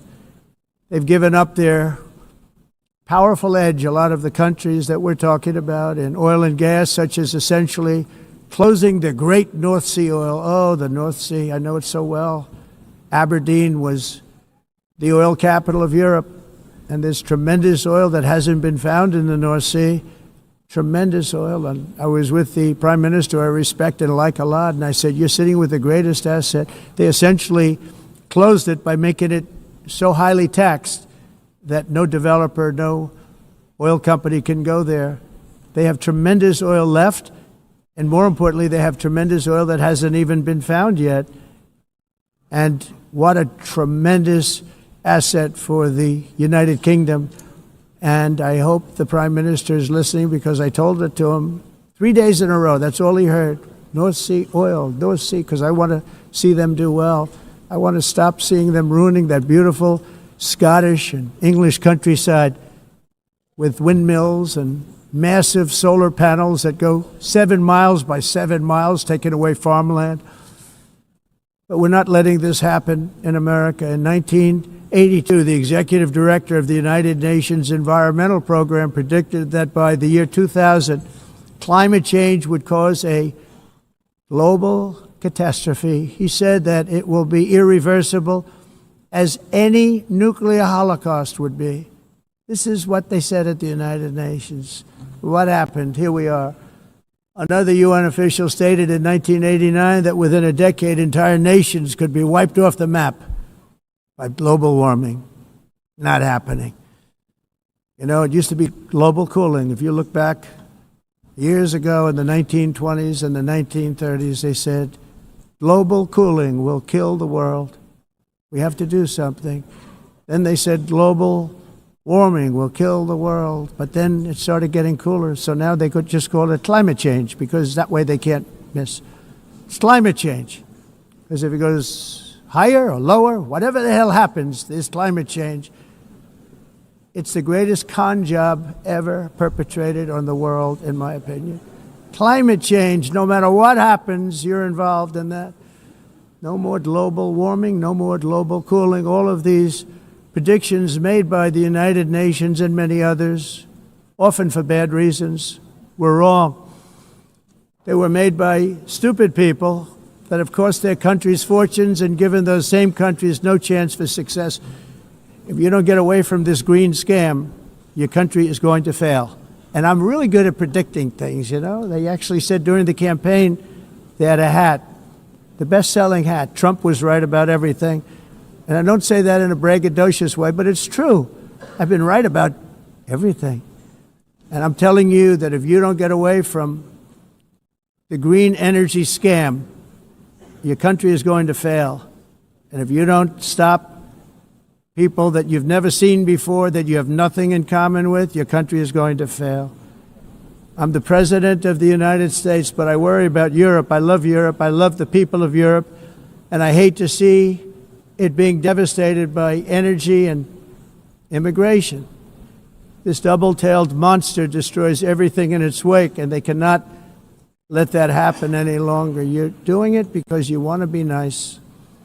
You want to be politically correct, and you're destroying your heritage. They must take control strongly and immediately of the unmitigated immigration disaster and the fake energy catastrophe before it's too late. The carbon footprint is a hoax made up by people with evil intentions, and they're heading down a path of total destruction. You know, the carbon footprint was a big, big thing a few years ago. I remember hearing about the carbon footprint, and then President Obama would get into Air Force One, a massive Boeing 747, and not a new one, an old one with old engines that spew everything into the atmosphere. He'd talk about the carbon footprint, we must do so. Then he'd get in and he'd fly from Washington to Hawaii to play a round of golf. And then he'd get back onto that big, beautiful plane and he'd fly back and he'd talk about, again, global warming and the carbon footprint. It's a con job. At extreme cost and expense, Europe reduced its own carbon footprint by 37%. Think of that. Congratulations, Europe. Great job. You cost yourself a lot of jobs, a lot of factories closed, but you reduced the carbon footprint by 37%. However, for all of that sacrifice and much more, it's been totally wiped out and then some by a global increase of 54%. Much of it coming from China and other countries that are thriving around China, which now produces more CO2 than all the other developed nations in the world. So all of these countries are working so hard on the carbon footprint, which is nonsense, by the way. It's nonsense. You know, it's interesting. In the United States, we have still radicalized environmentalists, and they want the factories to stop. Everything should stop. No more cows. We don't want cows anymore. I guess they want to kill all the cows. They want to do things that are just unbelievable, and you have it too. But you know, we have a border, strong, and we have a shape, and that shape doesn't just go straight up. That shape is amorphous when it comes to the atmosphere. And if we had the most clean air, and I think we do, we have very clean air. We have the cleanest air we've had in many, many years. But the problem is that other countries, like China, which has air that's a little bit rough, it blows. And no matter what you're doing down here, the air up here tends to get very dirty because it comes in from other countries where their air isn't so clean. And the environmentalists refuse to acknowledge that. Same thing with garbage. In Asia, they dump much of their garbage right into the ocean. And over about a 1 week and 2 week journey, it flows right past Los Angeles. You've seen it. Massive amounts of garbage, almost too much to do anything about, flowing past Los Angeles, past San Francisco. And then somebody will get in trouble because he dropped a cigarette on the beach. The whole thing is crazy. The primary effect of these brutal green energy policies has not been to help the environment, but to redistribute manufacturing and industrial activity from developed countries that follow the insane rules that are put down to polluting countries that break the rules and are making a fortune. They're making a fortune. European electricity bills are now 4 to 5 times more expensive than those in China, and 2 to 3 times higher than the United States. And our bills are coming way down. You probably see that our gasoline prices are way down. You know, we have an expression, drill. Nós reduzimos os custos de energia porque nós faremos, como a expressão, vamos fazer tudo isso, reduzir os custos de energia, e os custos diminuíram nos Estados Unidos. Common to see one. Por exemplo, se você olhar electric costs nos países em approximately faturas de energia, 100 heat-related deaths nós não annually. It's a mas nós nos Estados Unidos conseguimos usar eles e evitar aumento da temperatura, porque é muito caro também usar nado e ninguém usa pretending to stop the global tudo isso hoax. The como a of asking mudança. industrialized nations, Esse agenda mundialista não tem nenhum sentido. entire societies must be rejected País and pre- it must be immediate. That's why in America I withdrew from the fake Paris Climate Accord, where, by the way, America was paying so much more than every country. Others weren't paying. China didn't have to pay until 2030. Russia was given an old standard that was easy to meet, 1990 standard. For the United States, we're supposed to pay like $1 trillion. And I said, this is another scam. The fact is, the United States has been taken advantage of by the world for many, many years, but not any longer, as you probably noticed. I unleashed massive energy production and signed historic executive orders to hunt for oil, but we don't have to do much hunting because we have the most oil of any nation anywhere, oil and gas in the world. And if you add coal, we have the most of any nation in the world. Clean, I call it clean, beautiful coal. You can do things today with coal that you couldn't have done 10 years ago, 15 years. So I have a little standing order in the White House. Never use the word coal, only use the words clean, beautiful coal. Sounds much better, doesn't it? But we stand ready to provide any country with abundant, affordable energy supplies if you need them, when most of you do. We're proudly exporting energy all over the world. We're now the largest exporter. In the United States, we want trade and robust commerce with all nations, everybody. We want to help nations. We're going to help nations. But it must also be fair and reciprocal. The challenge with trade is much the same with climate. The countries that followed the rules, all their factories have been plundered. It's really sad to watch. They've been broken. They've been broken by countries that broke the rules. That's why the United States is now applying tariffs to other countries, and much as these tariffs were for many years applied to us, uncontrollably applied to us. We've used tariffs as a defense mechanism under the Trump administration, including my first term, where hundreds of billions of dollars in tariffs were taken in. And by the way, we had the lowest inflation, and now we have very low inflation. The only thing different is that we have hundreds of billions of dollars flowing into our country. But this is how we will ensure that the system works for everyone and is sustainable into the future. We're also using tariffs to defend our sovereignty and security throughout the world, including against nations that have taken advantage of former U.S. administrations for decades, including the most corrupt, incompetent administration in history, the sleepy Joe Biden administration.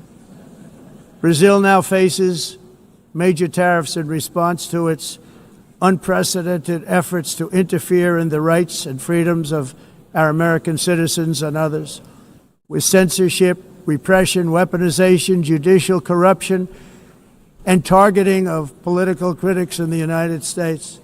I have a little problem saying this because I must tell you, I was walking in and the leader of Brazil was walking out. We saw him and I saw him, he saw me, and we embraced. And then I'm saying, can you believe I'm going to be saying this in just 2 minutes? But we actually agreed that we would meet next week. We didn't have much time to talk, like about 20 seconds. They were in retrospect, I'm glad I waited because this thing didn't work out too well. But we did talk. We had a good talk, and we agreed to meet next week, if that's of interest. But he seemed like a very nice man, actually. He liked me, I liked him. But if you, and I only do business with people I like. When I don't like them, I don't like them. But we had, at least for about 39 seconds, we had excellent chemistry. It's a good sign. But also in the past, Brazil, can you believe this, unfairly tariffed our nation, but now because of our tariffs, we are hitting them back, and we're hitting them back very hard. As president, I will always defend our national sovereignty and the rights of American citizens. So I'm very sorry to say this, that Brazil is doing poorly and will continue to do poorly. They can only do well when they're working with us. Without us, they will fail, just as others have failed. It's true. Next year, the United States will celebrate the 250th anniversary of our glorious independence, a testament to enduring power and American freedom and spirit. We will also be proudly hosting the 2026 FIFA World Cup, and shortly thereafter, the 2028 Olympics, which is going to be very exciting. I hope you all come. I hope that countless people from all over the globe will take part of these will be great celebrations of liberty and human achievement, and that together we all can rejoice in the miracles of history that began in July 4th, 1776, when we founded the light to all nations. And it's something really that an amazing thing came out of that date. It's called the United States of America. In honor of this momentous anniversary, I hope that all countries who find inspiration in our example will join us in renewing our commitment, values, and those values really that we hold so dear. Together, let us defend free speech and free expression. Let us protect religious liberty, including for the most persecuted religion on the planet today. It's called Christianity. And let us safeguard our sovereignty and cherish qualities that have made each of our nations so special, incredible, and extraordinary. In closing, I just want to repeat that immigration and the high cost of so-called green renewable energy is destroying a large part of the free world and a large part of our planet. Countries that cherish freedom are fading fast because of their policies on these two subjects. You need strong borders and traditional energy sources if you are going to be great again. Whether you have come from north or south, east or west, near or far, every leader in this beautiful hall today represents a rich culture, a noble history, and a proud heritage that makes each nation majestic and unique, unlike anything else in human history or any other place on the face of the earth. From London to Lima, from Rome to Athens, from Paris to Seoul, from Cairo to Tokyo and Amsterdam to right here in New York City, we stand on the shoulders of the leaders and legends, generals and giants, heroes and titans who won and built our beloved nations, all of our nations, with their own courage, strength, spirit, and skill. Our ancestors climbed mountains, conquered oceans, crossed deserts, and trekked over wide open plains. They charged into thunderous battles, plunged into grave dangers, and they were soldiers and farmers and workers and warriors and explorers and patriots. They built towns into cities, tribes into kingdoms, ideas into industries, and small islands into mighty empires. You're a part of all of that. They were champions for their people who never gave up and who never, ever gave in. Their values defined our national identities. Their visions forged our magnificent destiny. Everybody in this room is a part of it in your own way. Each of us inherits the deeds and the myths, the triumphs, the legacies of our own heroes and founders who so bravely showed us the way. Our ancestors gave everything for homelands that they defended with pride, with sweat, with blood, with life, and with death. Now the righteous task of protecting the nations that they built belongs to each and every one of us. So together let us uphold our sacred duty to our people and to our citizens. Let us protect their borders, ensure their safety, preserve their cultures, treasure, and traditions, and fight for their precious dreams and their cherished freedoms. And in friendship and really a beautiful vision, let us all work together to build a bright, beautiful planet, a planet that we all share, a planet of peace and a world that is richer, better, and more beautiful than ever before, that can happen. It will happen. It will happen, and I hope it can happen and start right now, right at this moment. We'll turn it around. We're going to make our countries better, safer, more beautiful. We're going to take care of our people. Thank you very much. It's been an honor. God bless the nations of the world. Thank you very much. Bye.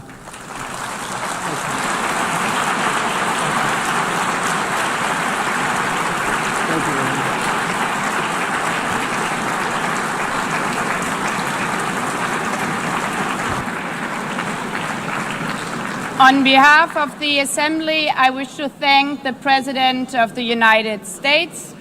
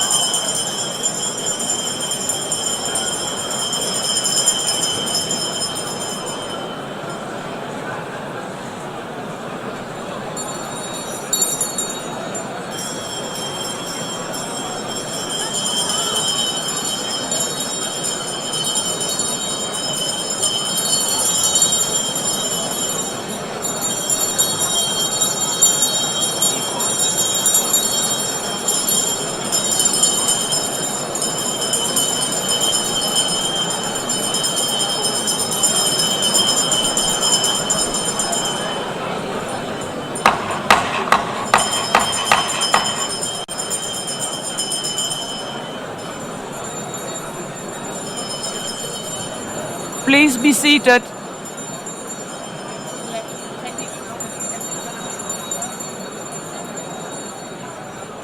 Please be seated.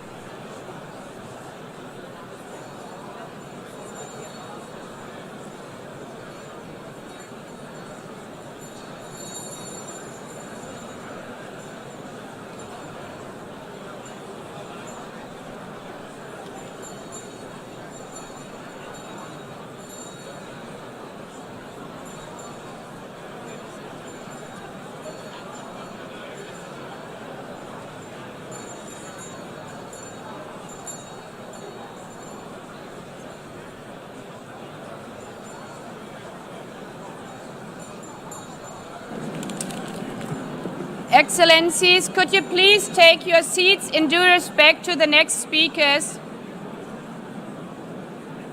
The second row, could you please take your seat right now?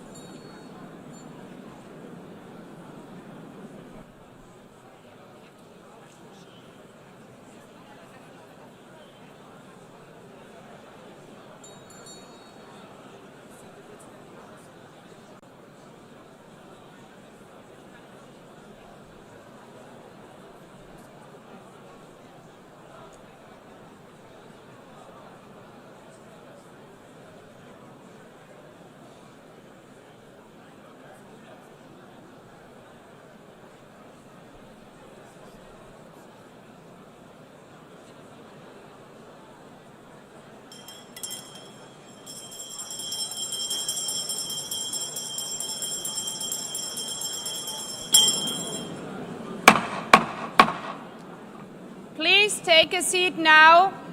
With due respect to the next speakers, I would kindly ask you, gentlemen in the left row, please take your seats. We will continue.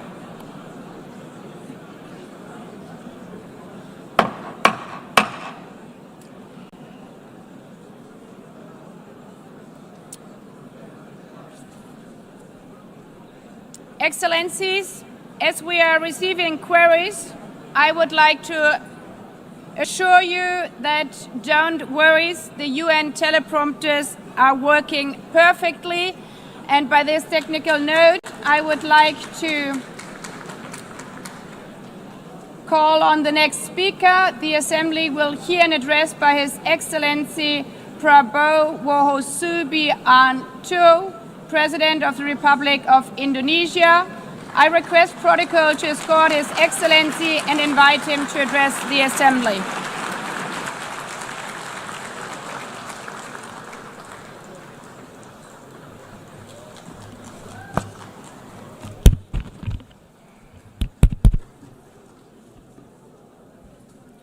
His Excellency Mr. Antonio Guterres, Secretary General of the United Nations, Her Excellency Madame Annalena Baerbock, President of the United Nations General Assembly, His Excellency Mr. Moses Abelian, Under Secretary General for General Assembly and Management, Excellencies, Heads of States, Heads of Governments, distinguished delegates, ladies and gentlemen. It is indeed a great honor for me to stand in this August General Assembly Hall among leaders and representatives who represent almost all of humanity. We differ in race, religion, and nationality, yet we gather together today as one human family. We are here first and foremost as fellow human beings, each created equal, endowed with unalienable rights to life, liberty, and the pursuit of happiness. The words of the United Nations Declaration of Independence have inspired democratic movements across continents, including the French Revolution, the Russian Revolution, the Mexican Revolution, the Chinese Revolution, and Indonesia's own struggle and journey to freedom. It also gave birth to the Universal Declaration of Human Rights, adopted by the United Nations in 1948. All men are created equal was the creed that opened the way to unprecedented global prosperity and dignity. And yet, in our own era of scientific and technological triumphs, an era capable of ending hunger, poverty, and environmental ruin, we also continue to face today grave dangers, challenges, and uncertainties. Human folly, fueled by fear, racism, hatred, oppression, and apartheid threatens our common future. My country knows this pain. For centuries, Indonesians lived under colonial domination, oppression, and slavery. We were treated less than dogs in our own homeland. We Indonesians know what it means to be denied justice and what it means to live in apartheid, to live in poverty, and to be denied equal opportunity. We also knew what solidarity can do in our struggle for independence, in our fight to overcome hunger, disease, and poverty. The United Nations stood with Indonesia and gave us vital assistance. Decisions made here based on human solidarity by the Security Council and this Assembly gave Indonesia independence, international legitimacy, opened doors, and supported our early development through the efforts of the United Nations Children's Fund, the United Nations Food and Agriculture Organization, the FAO, the World Health Organization, and many, many other United Nations institutions. And because of that, Indonesia today stands on the cusp of shared prosperity and greater equality and dignity. Madam President, Excellencies, our world today is driven by conflict, injustice, and deepening uncertainty. Every day we witness suffering, genocide, and blatant disregard for international law and human decency. In the face of these challenges, we must not give up. As the United Nations Secretary General said, we cannot give up. We cannot surrender our hopes or our ideals. We must draw closer, not drift apart. Together we must strive to achieve our hopes, our dreams. The United Nations was born from the ashes of the Second World War that claimed scores of millions of lives. It was created to secure peace, security, justice, and freedom for all. We remain committed to internationalism, to multilateralism, and to every effort that strengthens this great institution. Today, Indonesia is nearer than ever before to meeting the sustainable development goals of ending extreme poverty and hunger. Because years ago, this very chamber chose to listen and uphold social and economic justice. We will never forget. And today, we must never be silent while Palestinians are denied that same justice and legitimacy in this very hall. Excellencies, Thucydides warned, the strong do what they can, the weak suffer what they must. We must reject this doctrine. The United Nations exist to reject this doctrine. We must stand for all, the strong and the weak. Might cannot be right. Right must be right. Indonesia today is one of the largest contributors to United Peacekeeping Forces. We believe in the United Nations. We will continue to serve where peace needs guardians, not with just words, but with boots on the ground. If and when the United Nations Security Council and this great assembly decide Indonesia is prepared to deploy 20,000 or even more of our sons and daughters to help secure peace in Gaza or elsewhere, in Ukraine, in Sudan, in Libya, everywhere when the peace needs to be enforced, peace needs to be guarded, we are ready. We will take our share of the burden, not only with our sons and daughters, we are also willing to contribute financially to support the great mission to achieve peace by the United Nations. Madam President, Excellencies, I propose to this Assembly a message of hope and optimism, grounded in action and execution. Today, we heard the speech of Madam President, the President of the United Nations General Assembly. Yes, it is true what she said. Without the International Civil Aviation Organization, will we be here today? Will we sit in this great hall? Without the United Nations, we cannot be safe. No country can feel secure. We need the United Nations, and Indonesia will continue to support the United Nations. Even though we still struggle, but we know the world needs a strong United Nations.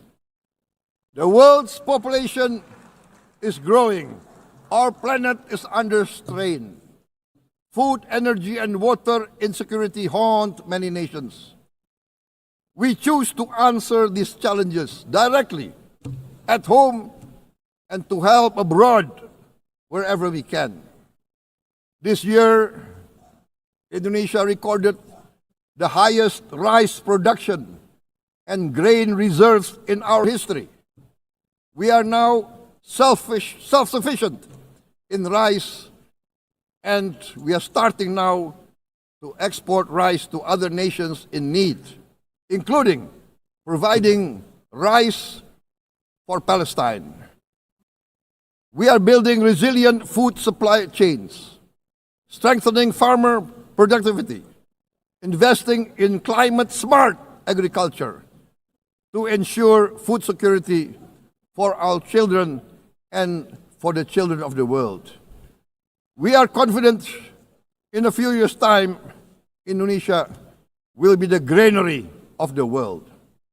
As the world's largest island state, we testify before you that we are already experiencing the direct consequences of climate change, particularly the threat of rising sea levels. The sea level on the north coast of our capital city is increasing by 5 centimeters every year.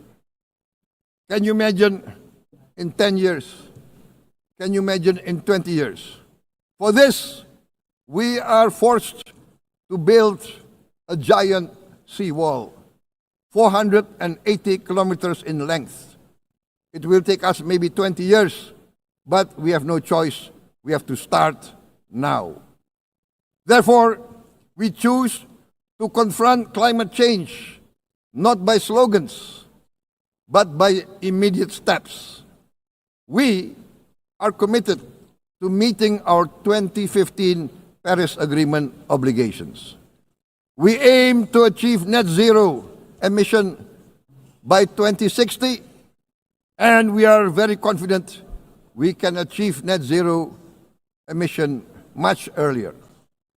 We aim to reforest more than 12 million hectares of degraded forest, to reduce forest degradation, to empower local communities with quality green jobs for the future. Indonesia is shifting decisively from fossil fuel-based development towards renewable-based development. From next year, most of our additional power generation capacity will come from renewables. Our goal is clear: to lift all of our citizens out of poverty and make Indonesia a hub for solutions to food, energy, and water security. Madam President, Excellencies, we live in a time when hatred and violence can seem to be the loudest voices.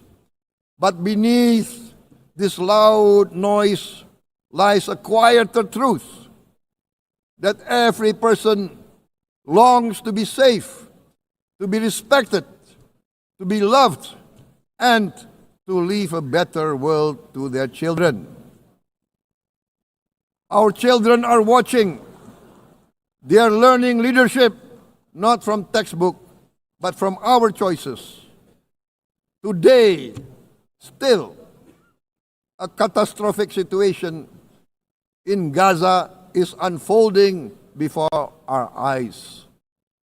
At this very moment, the innocent are crying for help, are crying to be saved. Who will save them? Who will save the innocent?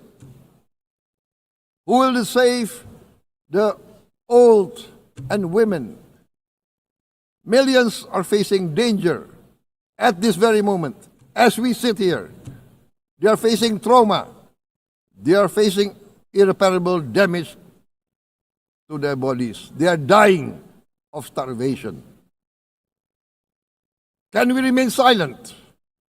Will there be no answer to their screams? Will we teach them that the human family can rise to the challenge? Madam President, we must act now. Many speakers have said that. We must stand for a multilateral order where peace, prosperity, and progress are not the privilege of a few, but the right of all. With a strong United Nations, we can build a world where the weak do not suffer what they must, but live the justice that they deserve. Let us continue humanity's great journey of ideals, the selfless aspirations that created the United Nations. Let us use science to uplift, not use science to destroy. Let rising nations help others to lift themselves. I am convinced that the leaders of the great world civilizations of the West, of the East, of the North, of the South, leaders of America, Europe, of India, China, the Islamic world, the whole world, I am convinced they will rise to their role demanded by history. We are all hopeful that the leaders of the world will show great statesmanship, great wisdom, restraint, humility, overcome hate, overcome suspicion.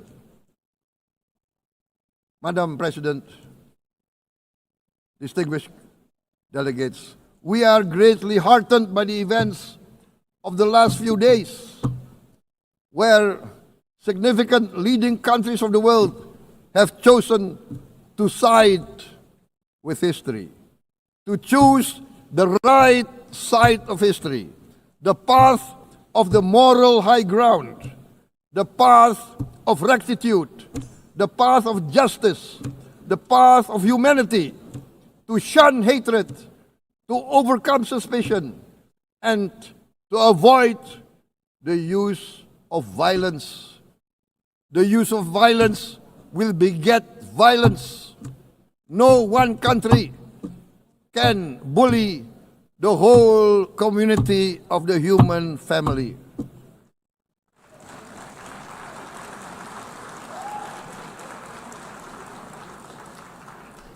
We may be weak individually, but the sense of oppression, the sense of injustice has proven in the history of mankind that this sense of injustice, this sense of oppression will unite into a strong force that will overcome this oppression, that will overcome this injustice.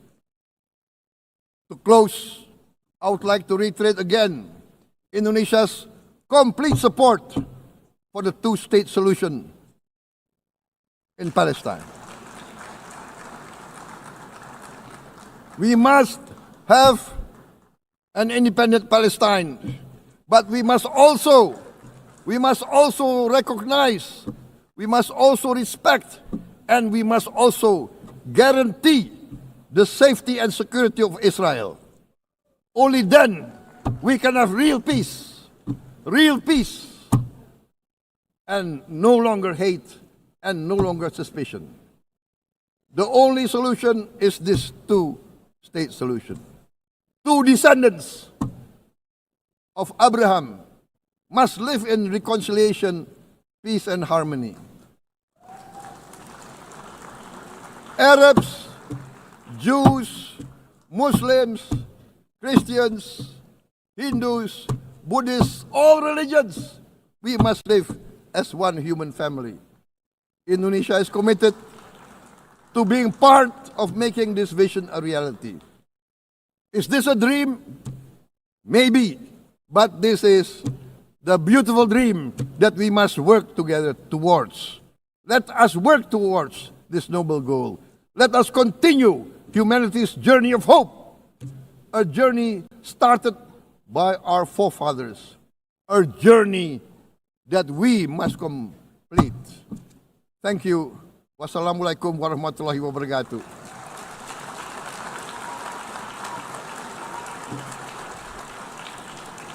Shalom. Om Santi, Santi, Santi Om. Namo Buddhaya. Thank you very much. May God bless us all. May peace be upon us. Thank you very much. Thank you. On behalf of the Assembly, I wish to thank the President of the Republic of Indonesia.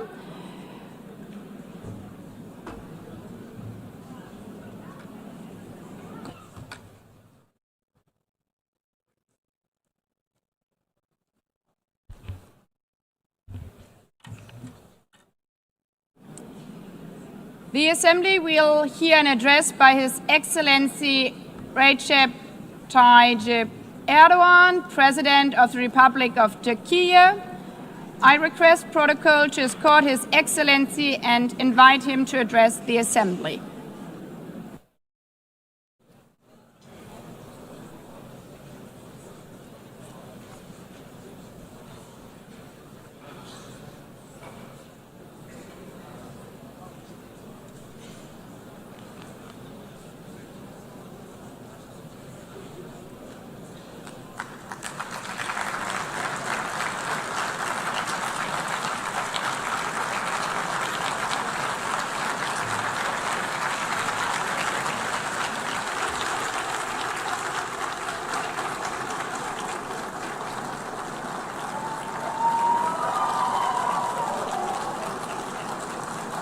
Sayın Başkan, Excellency President of UNGA, Excellencies Heads of State and Government, Distinguished Secretary General, distinguished delegation members, on behalf of myself and my nation, I greet you all with most heartfelt feelings. I wish for the 80th United Nations General Assembly to bring blessings to all humanity. I am deeply honored to address you once again from this podium, which represents the collective conscience of humanity. I congratulate Mr. Young, who has completed his term as President of the General Assembly, and I wish success to Ms. Baerbock, who has taken over this position. At the outset of my speech, I would like to first express my regret at the absence today of the President of the State of Palestine, Mahmoud Abbas, at a time when Palestine is being recognized by an increasing number of countries. Today, we stand here on this podium. I stand here on this podium alongside my 86 million citizens, also for our Palestinian brothers and sisters whose voices are being silenced. I'd like to thank all the countries who announced that they recognize the state of Palestine, and I call on all the other countries who have not done so yet to do so, to recognize the state of Palestine as soon as possible. Esteemed President, distinguished members, the United Nations Charter was signed in San Francisco 8 years ago, and it entered into force on October the 24th, 1945. I would like to recall here again the first words of the first article of the UN Charter. Quote, "The purpose of the United Nations is to maintain international peace and security." Unquote. As we celebrate the 80th anniversary of the UN in this hall, grave events are unfolding in many parts of the world that cast a shadow over the very first words of the UN Charter's opening article.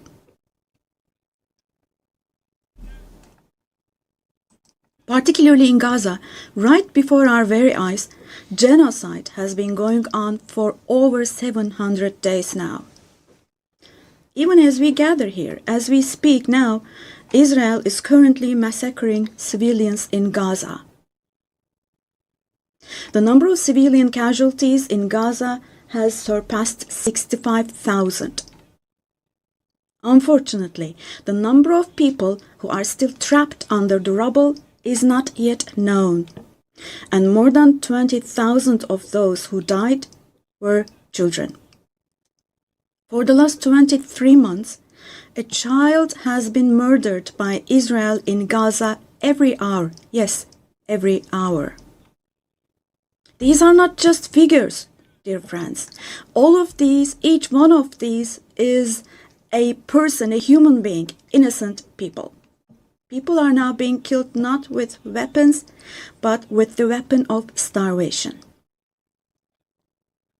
In the 21st century, under the gaze of the civilized world, 428 people died of starvation. Out of those 428, 146 were children, and this number is increasing every day. Now, I will show you a photo, which is a picture from daily life in Gaza. The first photo, as you see, these are people. These are women with these cups that they are holding in their hands, cups and buckets. Just feel your conscience and answer the following question. Can we possibly have a reasonable reason for this brutality in 2025? But this shameful picture in Gaza has been unfolding and is being repeated every day for 23 months now. And there are 2.5 million Gazans who live in 365 square kilometers. And every day what happens is they are being dragged from one place to another. The healthcare infrastructure of Gaza is completely collapsed. Doctors have been killed or they have disappeared while under custody. Ambulances have been hit. Hospitals targeted and destroyed. Treatment is not possible. Surgery is not possible. It's not possible to find medications. Now, dear friends, as Tayyip Erdogan, with a heavy heart, with my heart bleeding here, I am telling you, innocent little ones, just 2 or 3 years old, without hands, arms, or legs, have become, unfortunately, a common sight to see in Gaza.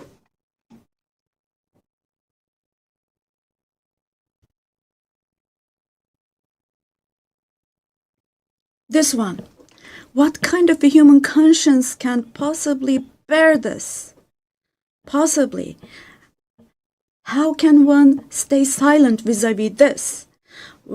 In a world where children are dying of starvation and lack of medication, can we possibly have calm and peace? We all are parents. We have children or grandchildren who we dearly cherish. Here, say in America or in Europe, anywhere in the world, when a small rose thorn hurts a child's hand, the hearts of parents break. But in Gaza, children's hands, arms, and legs are being amputated without anesthesia. Now, I'm extremely sorry to say, but this represents the lowest point of humanity. Human history has not witnessed such bloodshed within the last century. All of this is happening before our very eyes. The genocide in Gaza is being broadcast live every moment through the media and social media.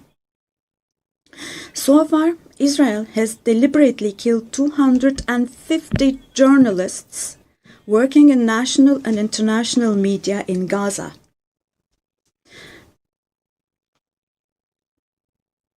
And they have closed all the entrance into Gaza, but they still have not been able to cover up the genocide. I wholeheartedly support Secretary General Guterres because he consistently draws attention to the ongoing genocide in Palestinian territories, and I would like to once again congratulate him for his courage.